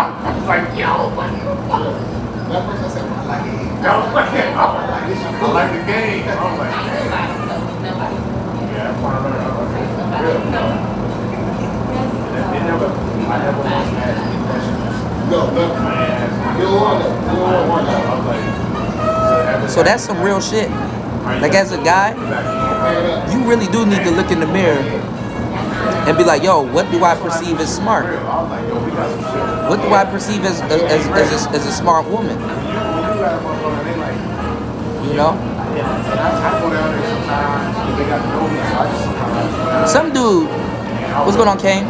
Some dude tried to make fun of me by saying, yo, Kuda, he allows his women to control the finances, because I did a show, or I mentioned in one of my shows that that in some cases, if I find out that she's better with money, in some cases I will give her the money,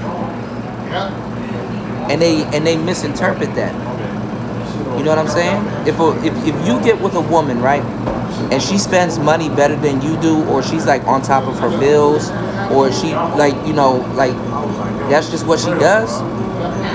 Sometimes when you're in a relationship with one, it's best that when you get some money, you tell her, yeah, pay this bill, or here's a little bit of bread, go handle that for me, and stuff like that, so you can get back to being a man. That's not giving a woman money saying that, okay, she leads the relationship. Like, why do dudes think dumb like that? Like, just because if you give her a job, she's in control of some of the finances, that she leads the relationship. That don't mean she leads the relationship. That just means that your electric bill is going to get paid on time, and your lights ain't going to get cut off, shit, in case you're busy or something. Or that just means that, okay, well, you know what, I give her a job. That's where a lot of y'all dudes go wrong. You don't give your woman a job.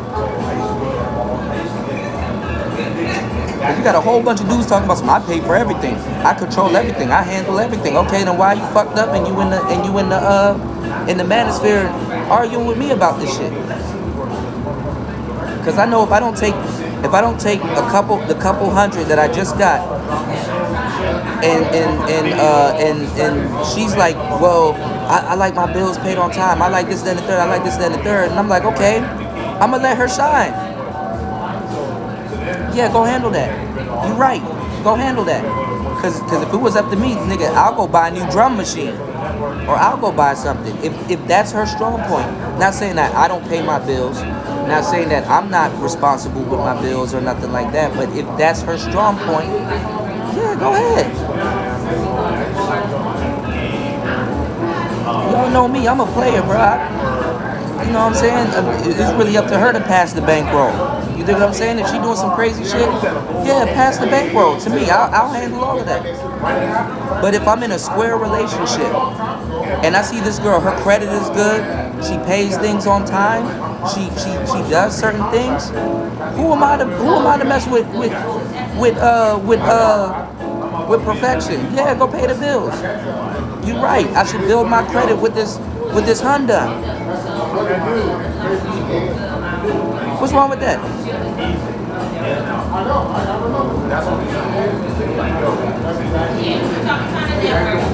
What's wrong with that?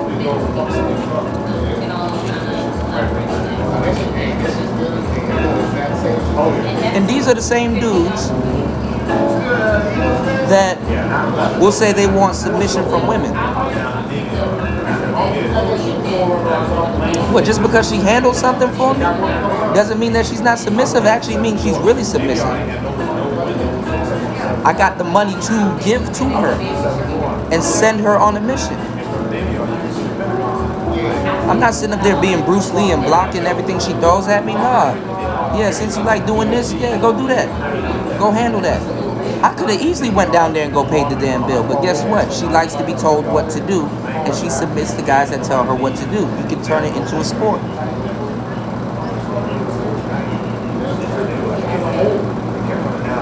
And niggas in this space is really lost.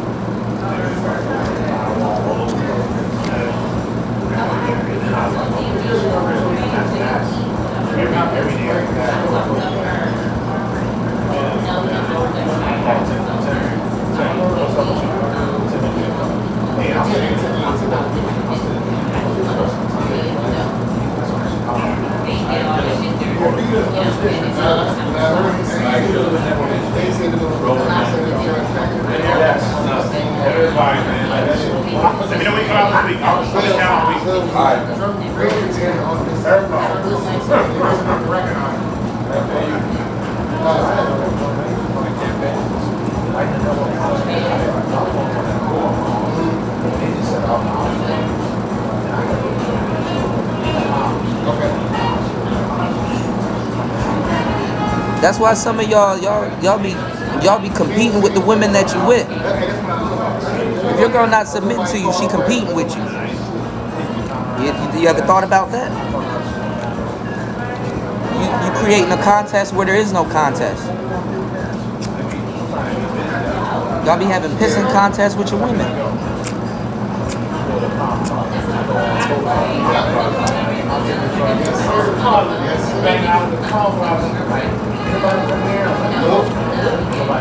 She wanna feel like she did something for us? Yeah, go pay that bill. Here the money.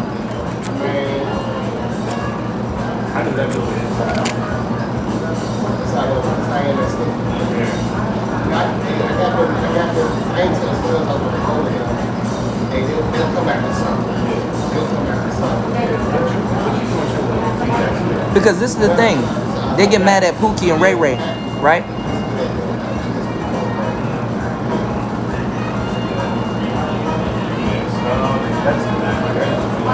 But Pookie and Ray Ray still gonna give that woman a job.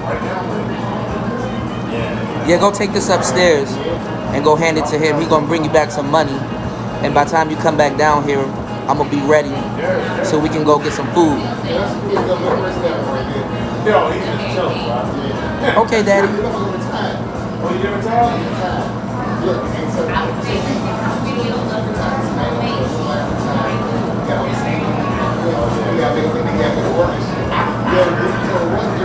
These are the same dudes that you find out they paying their girl car insurance. They paying all kinds of stuff.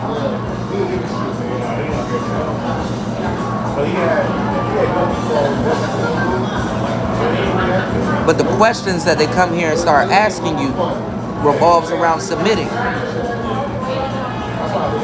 You don't have a reward system. There's no reward for a woman doing something for you. Even Pookie gives her a job. Oh, you think I'm about to spend a whole relationship subject to your attitude? I'm gonna start giving you an attitude right back. It can go both ways.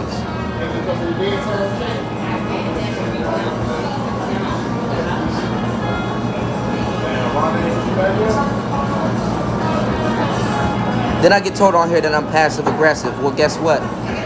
Maybe you should be a little bit more passive aggressive. And maybe your girl should see that.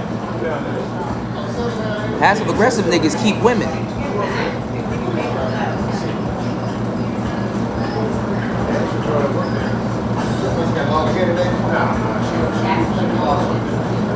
You ever thought that's how I kept a lot of the women that I have? My girl the other day, she had an attitude with me. I stopped answering my phone. I put it on airplane mode. She had an attitude with me, and all I did, I was like, all right, well then I'm not gonna talk to you. Then she sat there. She's like, you know what?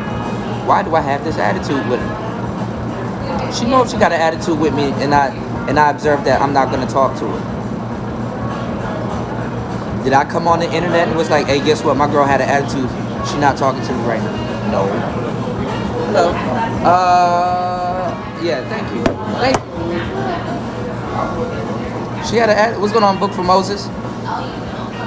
She had an attitude with me the other day. All right. Good. Two can play that game.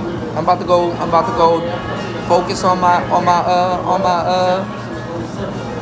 stuff. I'm gonna go make a beat, or I'm gonna go do something else. I'm gonna go do something else in a world that you are not a part of, because you have an attitude. You think they give a fuck if somebody else? Nah.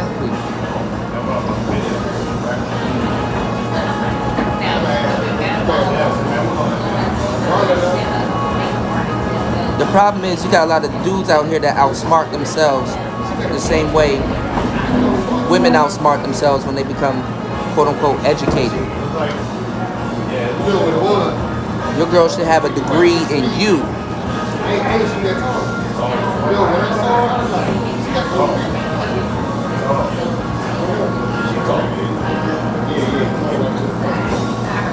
Yeah. Oh, I hate it when he gets that way. But I'm the only person that can get him out of that way. Is he talking to somebody else? Some of y'all girls run circles on y'all because guess what? She knows that you're not desired by other women. Uh-oh. Uh-oh.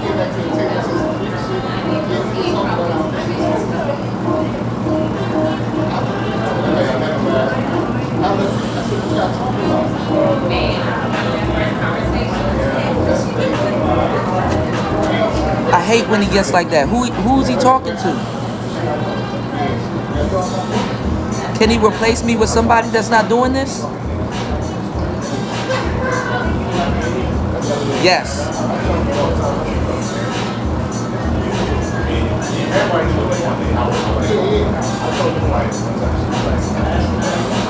See, the problem, the reason why women like quote unquote Pookie and Ray Ray is because they look at a guy like that, right? And they say, damn, he's aggressive. Damn, he has an attitude. Damn, nobody can tell him what to do. He's a, you know what I'm saying? He has this disposition with the world. Kind of reminds her of herself. Or something that she would like to be.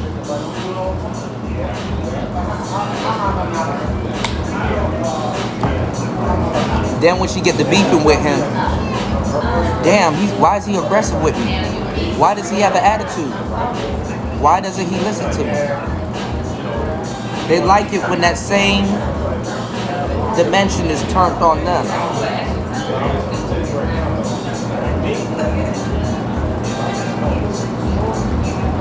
Why is he not listening? Why is he doing this? Did I do something to him?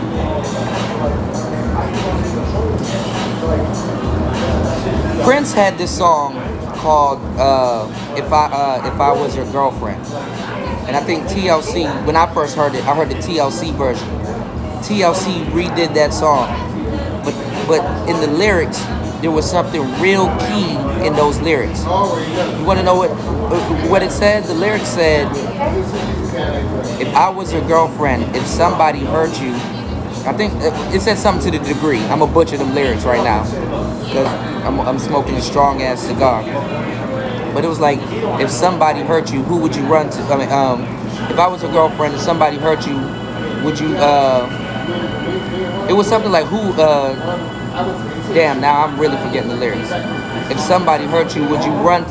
Who would you run to? Would you run to? Y'all know the lyrics. Shit. Hold on, y'all. She said, if I was your girlfriend, if somebody hurt you, would you? Who would you run to? Would you run to somebody, even if that somebody was me or something like that? Like if you were to get hurt, would you? You know what I'm saying? Would you run to somebody, even if that somebody was me? That's some real shit. If she made you feel some type of way, and she felt some type of way, and you were to part, who would you go to? Or would you run to somebody, even if that somebody was her? Even when you're fighting with your girl, she would like you to come to her. Because that's how she feels. If she was fighting with you, the only person really that can make her feel better is the person that put her in that place emotionally, which maybe was you. Some of y'all girls don't worry about you.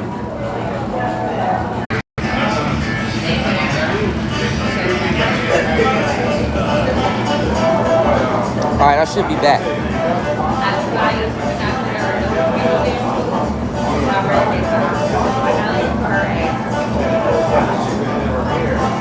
Let me know if I'm back, y'all.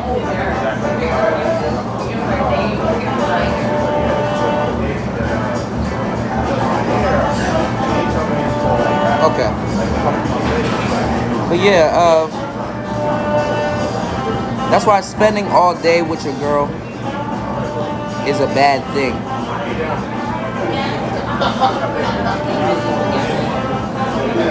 Because it shows that you ain't got no life, you ain't got nowhere to go.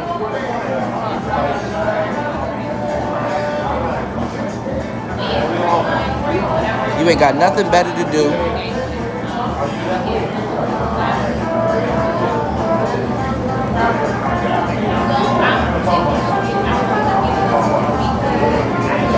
So they take that and they run with it.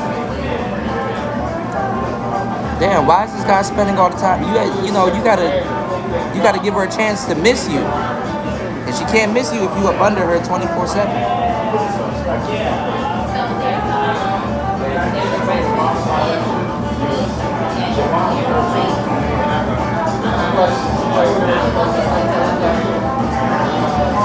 You're right about that, Ed. You're right about that.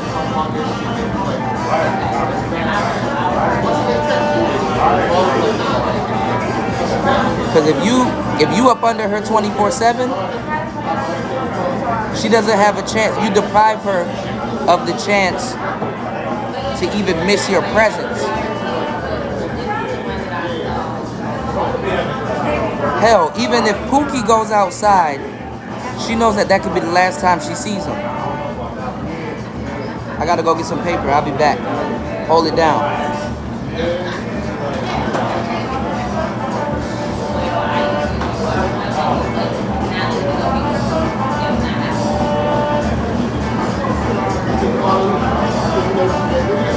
So that's really what it is. And either way how it goes as a man, you're not supposed to feel no type of way about that. You should never get online as a group of men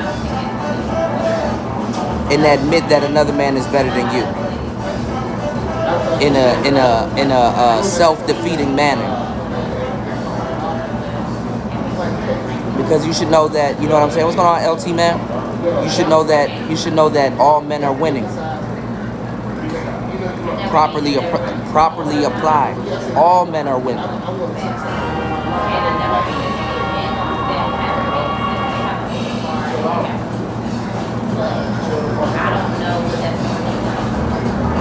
And to a degree, that's why they don't like 9-to-5 guys, or they have like a lack of respect for 9-to-5 guys. Because they know where you at, they know where you're gonna be, blah, blah, blah. Ed said, that's where I'm fucking up, I ain't admit that shit. Hell yeah, LT, man. Cheers to you. Cheers to you. Because they start gauging you. And they start counting your paper too. They'll gauge you and count your paper.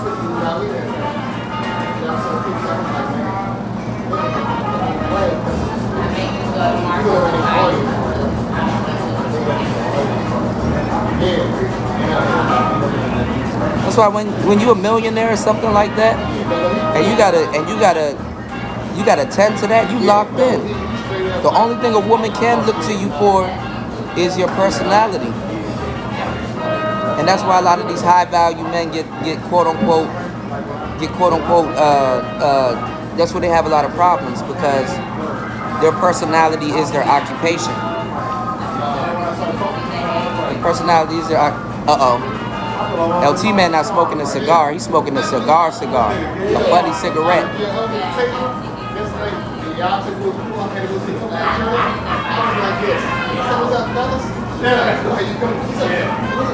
A funny cigarette.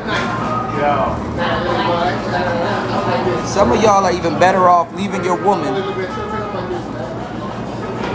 coming to a cigar lounge by yourself and just smoking. And even if you go live on Instagram or Facebook, if she sees that,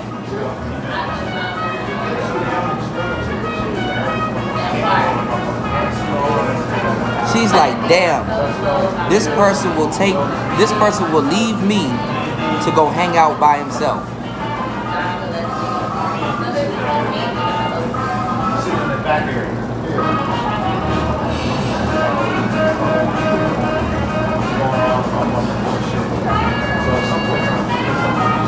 It shows you that you care about yourself.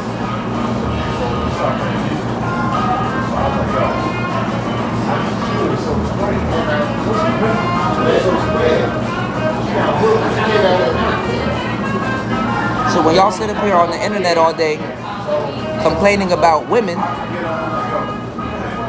it even draws me to ask the question like, damn, bro, you don't have a life outside of them?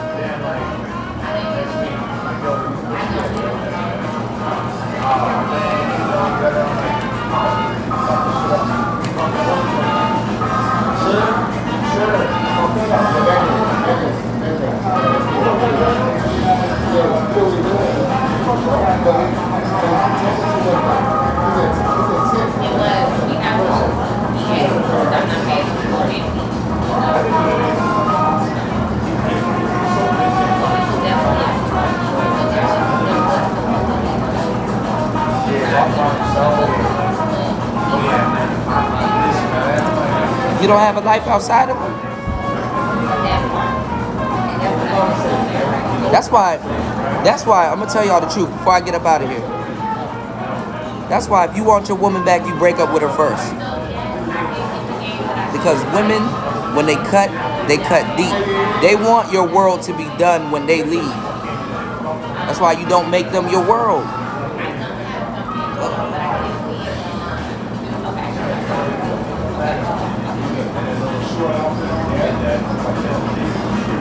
You don't make them your world.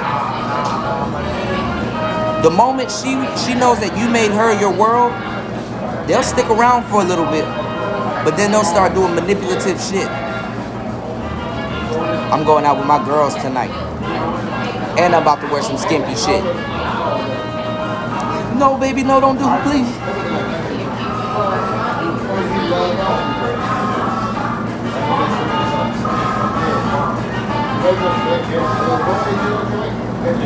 So that's what be killing a lot of dudes in the manosphere.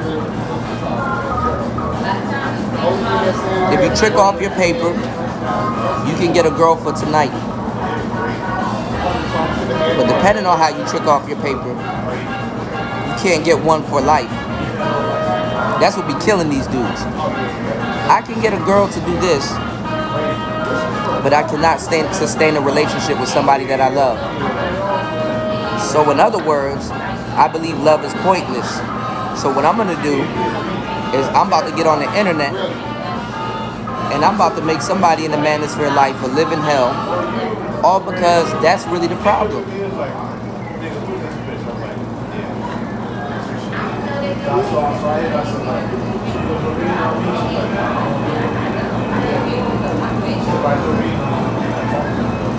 Got people up here committing suicide and shit, nigga. Why? Why?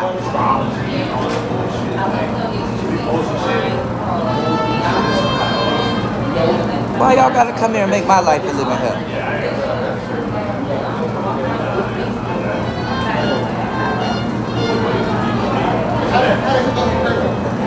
Kuda, what should I do? This is what you should do. That's simp shit. Well,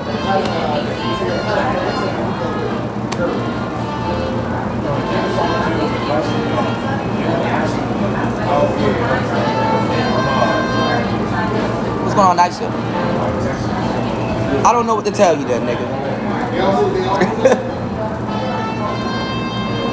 I don't want to do that. I'm not a game nigga. Well, I don't. Who said anything about game? Who said anything about game?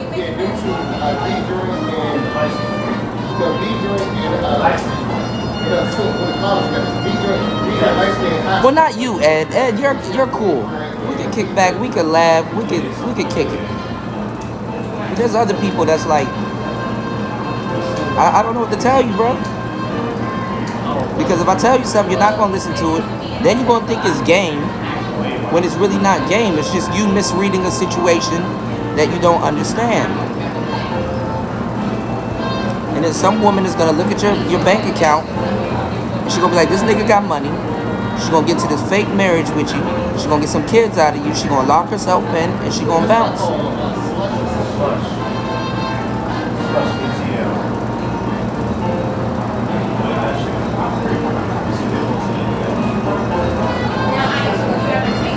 And then y'all gonna be like, I thought we had something. Yeah, you had something. You know, every so often playing games make you interesting. You still gotta be the same person that she liked or she fell in love with. When you give up your boat, you give up her hope.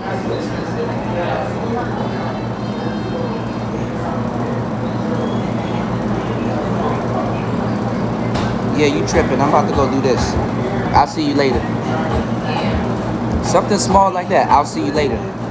No, wait. No. I'm gone. I'll see you later, man.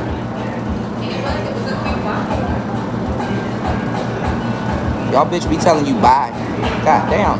Bye. And then you turn back. She's telling you what you should have did. Bye. Get the fuck on. Women literally tell you what to do.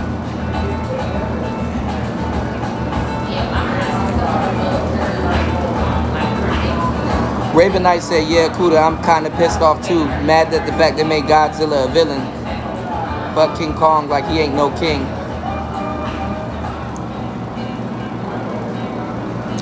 Yeah.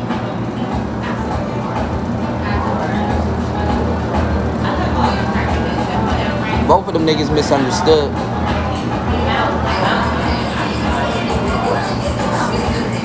King Kong want that white bitch.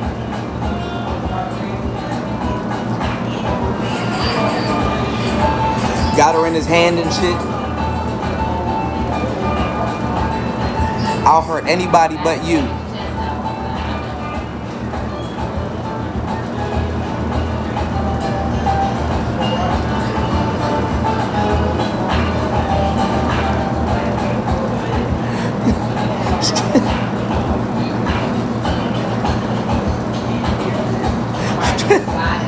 Stroke yourself on my finger. I can't say what I want to say loud, bro. Stroke yourself on my finger real quick.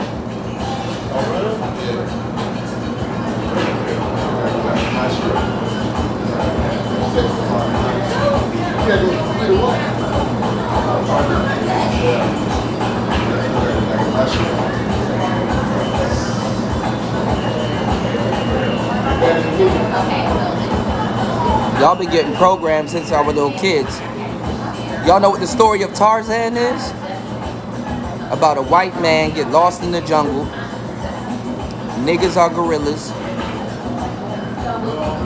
And this white man that get lost in the jungle that grew dreadlocks has to unify a whole bunch of uncivilized niggas.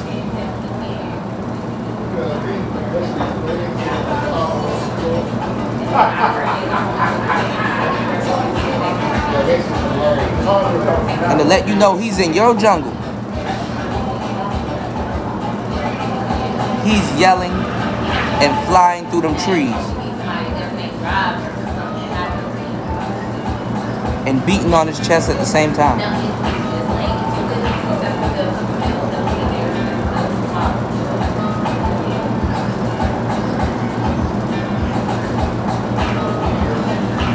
Niggas love poetry. They like making words rhyme, but they fail to understand a metaphor.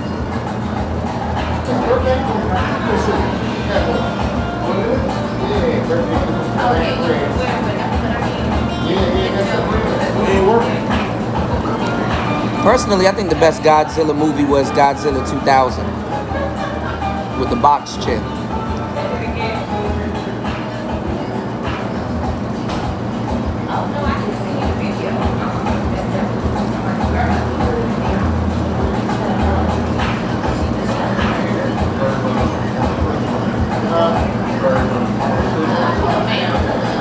Shout outs to you, Ed.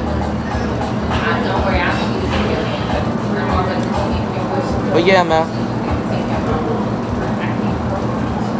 Come holler at me in a couple hours. We're gonna do the third shift. What should be tonight's topic? Y'all throw some topics out there. What should be tonight's topic? Or I'm gonna just come up with one.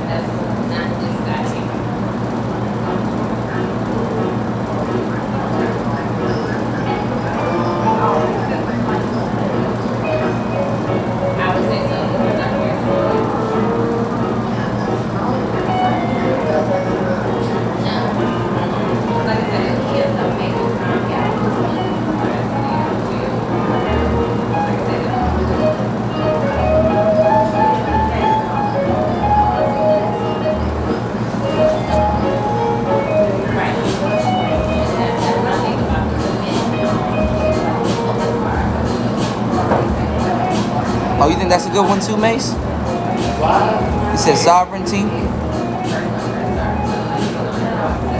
How to pick up lot lizards. How to spot the best deals.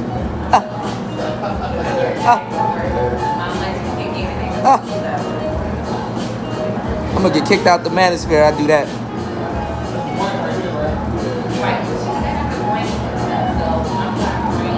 Big G about that fire. To build your fire up. Yeah. Do that.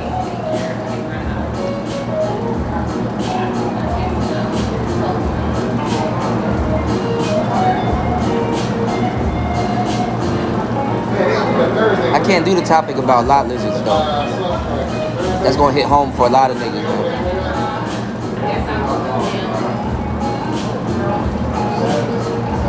Really, that's with any woman, man. They sell you a fantasy. Their look is usually the fantasy that they sell you. Yeah, Tito is back. How to cure gas? Where can I find that rollie? Oh, that rollie gonna be hard to find. You ain't gonna get that rollie until April, War Master. I know where you can find it though. How to keep politicians. How to get politicians in your pocket, sovereignty style.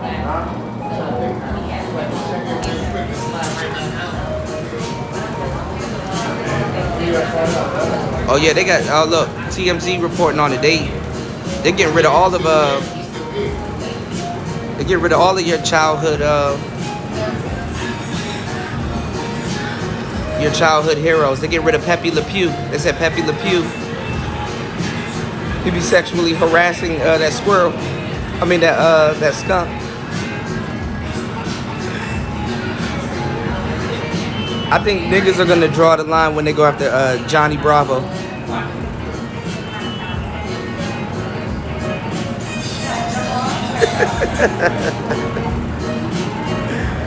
They're gonna be like, all right, you can get Pepe Le Pew up out of here. Pepe Le Pew was a little bit of a simp, but Johnny Bravo?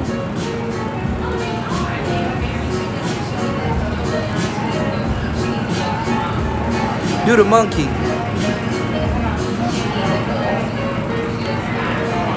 What's going on, Chickadee?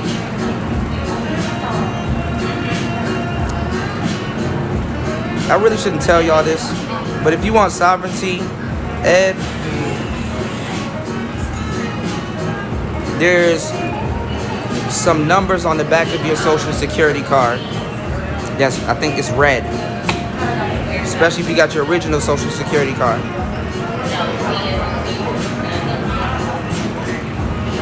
Go holler at people that are Moors, and they'll tell you how to get your sovereignty back as a black man.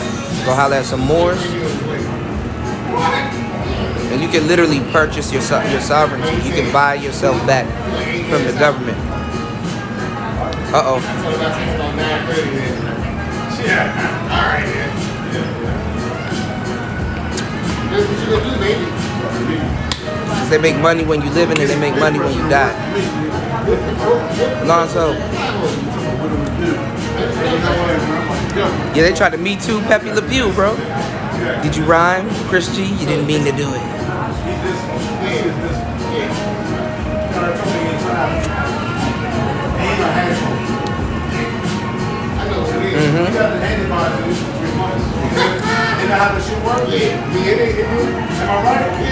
Are you gonna let them Me Too Pepe Le Pew? Shit, I'm gonna TV out. You know what it is? They end up funny. You said you've been prepping for the what's GVK? This what like about? Oh, Godzilla versus King Kong. Okay, I got you. I hear you. Hey man. Get into her battle. I ain't gonna say too much about that. Come hang out with us. I can't. I ain't purchased my sovereignty. When you start talking that more shit, there's international laws and stuff that's been breached. Yeah, they're going after. But look, why are they going after childhood? Why are they going after childhood like figures? Really think about that. Kids don't play with toys nowadays. Kids don't play with toys.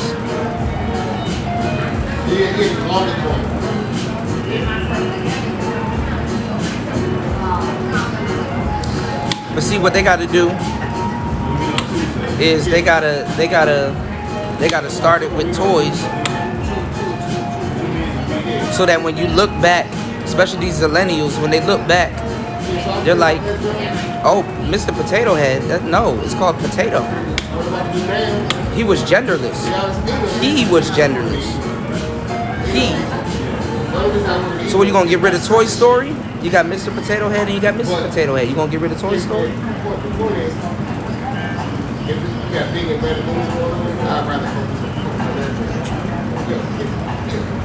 Really think about that. You gonna get rid of Toy Story now?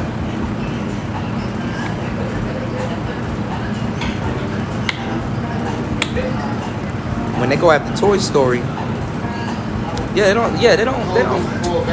Kids got tablets.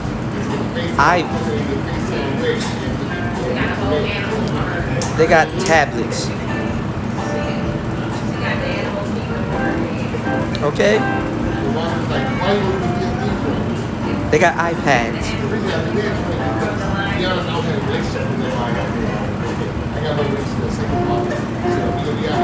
Yeah.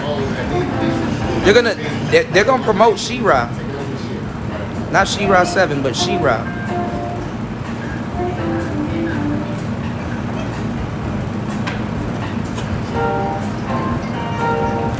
What's going on, Neil? Kids got tablets nowadays. They're not worried about no Mr. Potato.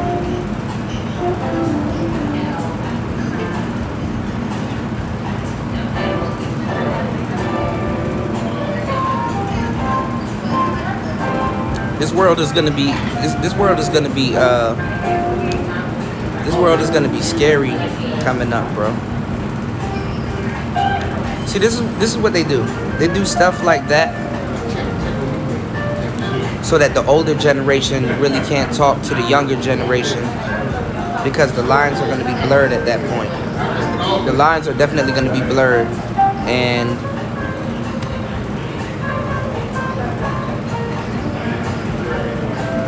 what the fuck?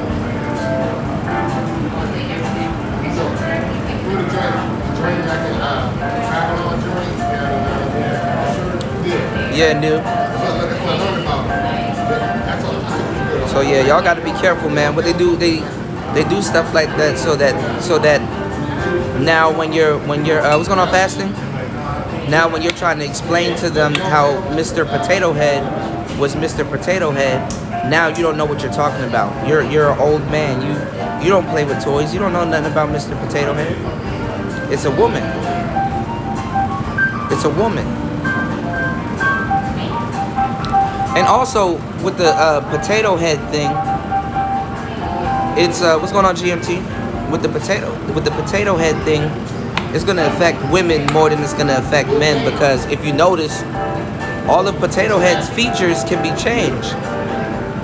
So all of those little holes in his face, you can take off the eyes and put on feminine eyes. You can take off the lips, put on feminine lips. You can take off the nose and put on the feminine nose.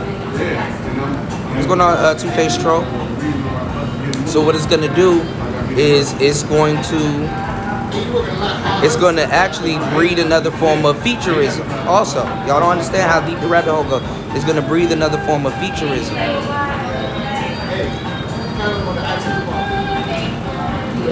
That's why they get on Kevin Samuels.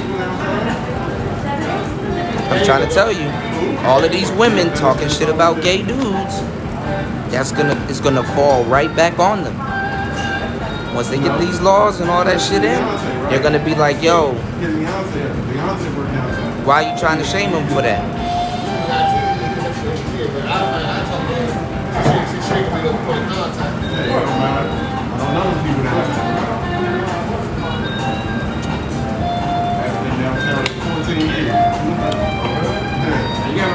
It's fucked up.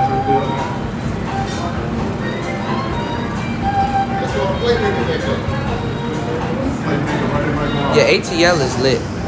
I think Bobby Shmurda is down there doing a concert or some shit.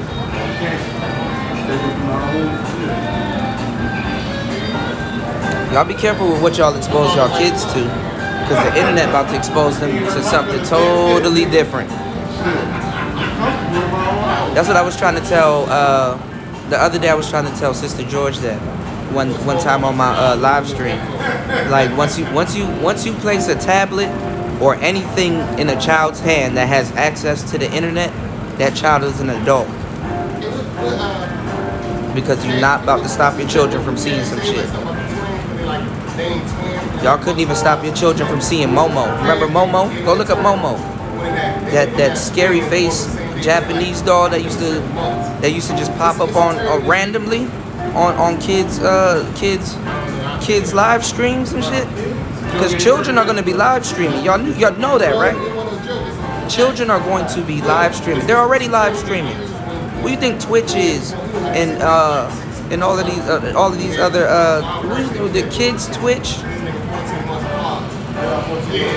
Who's your daughter talking to while she's playing Pony Castle?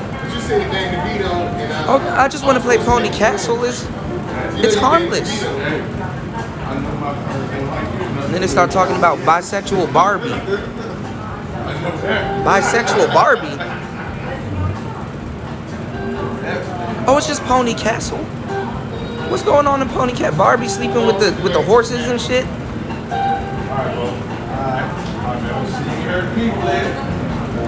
Barbie's going to a Meg Thee Stallion concert?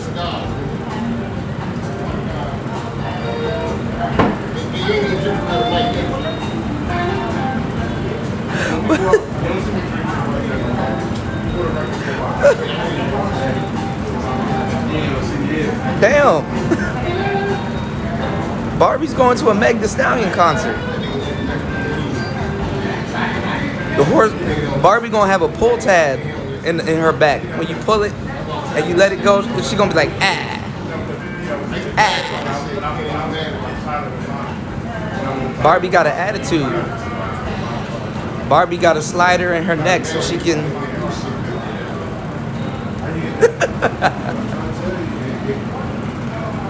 Wop Barbie.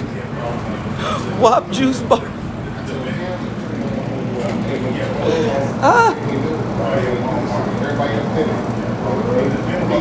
Barbie gonna come with a spinning pole.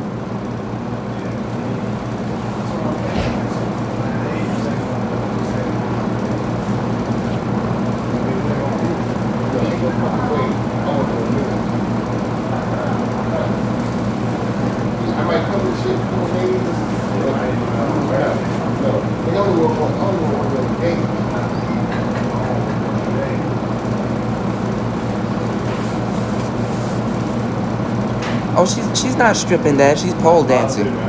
There's a difference. Nigga, she's stripping. She not stripping that. She pole dancing. Bro, your 16-year-old just told you Barbie is not stripping. She's pole dancing. Your 16-year-old just told you Barbie is not stripping. She is pole dancing. There's a difference, Dad. There's a difference. Barbie just gonna come pregnant. I want pregnant Barbie. I want whip check Barbie. Barbie got a set of balls. And they're hairy.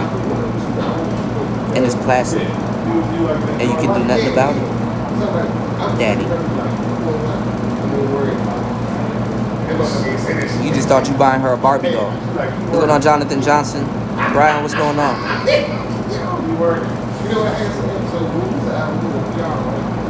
You gonna get told you tripping.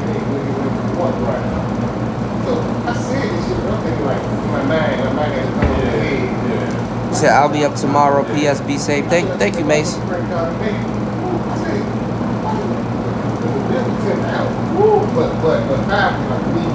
Barbie getting that money. Barbie gonna come with money on the floor. Barbie picking up all the dollars off the floor. Magic City Barbie.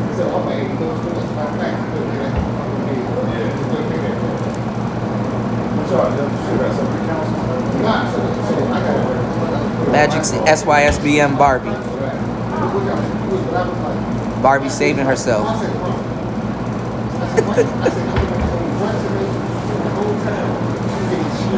Barbie. Ken gonna be dressed better than Barbie, y'all, at this point. I'm mad at shit the whole time. The whole time before we do it, I was just getting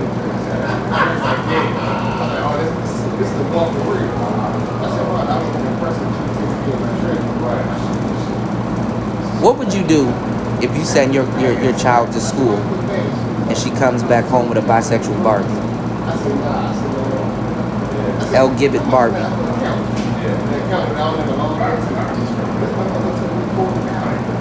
say, man, I ain't that motherfucker doing that money in the board. Yeah. So, don't think about the only real money right now. It's the whole time. That nigga, Ken gonna come with booty shaking action. Ken got on some booty shorts and some roller skates.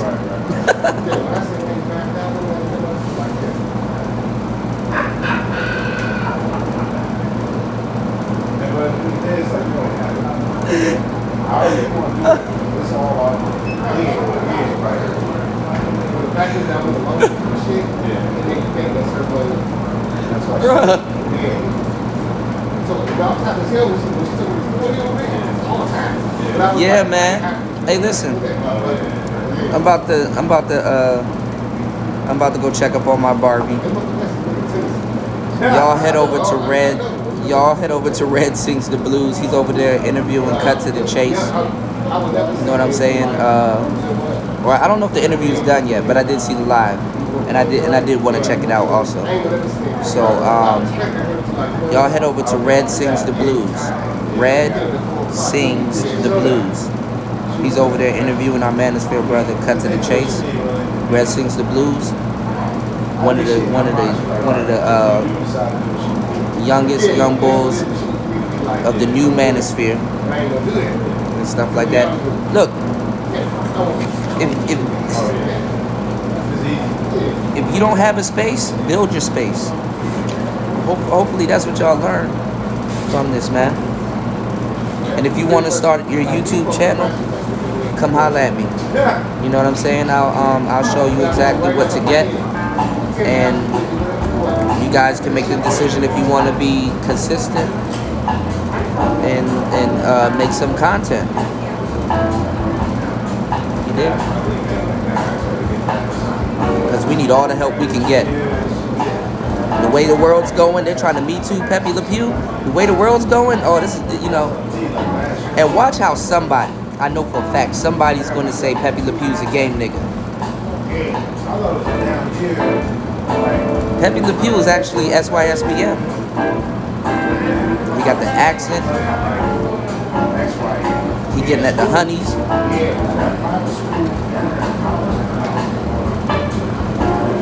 Somebody gonna get mad at me for saying that.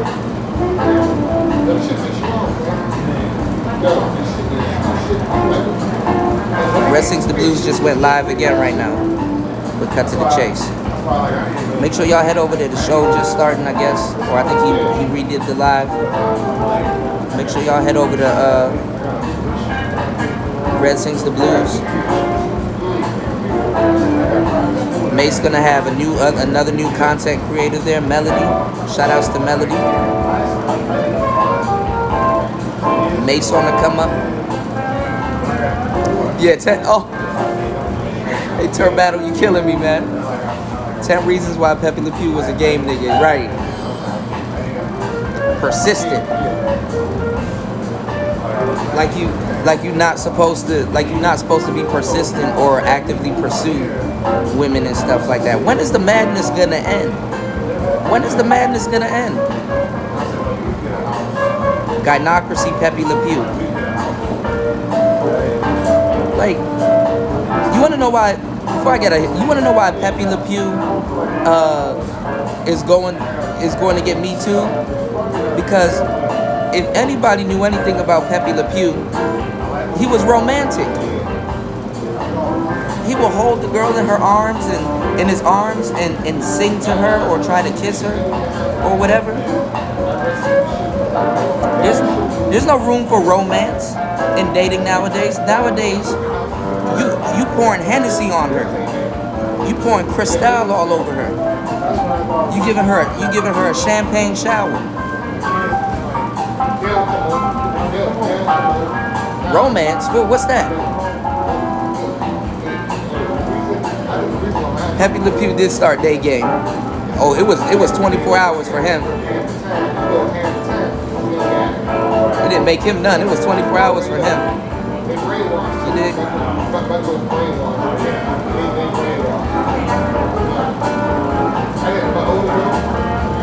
You said I'm hotboxing. No, I'm not hotboxing now. I mean, you know, they got the game on.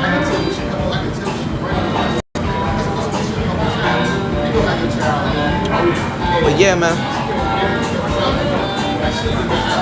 Alright, y'all, let's player talk. We out. Y'all go pull up on red.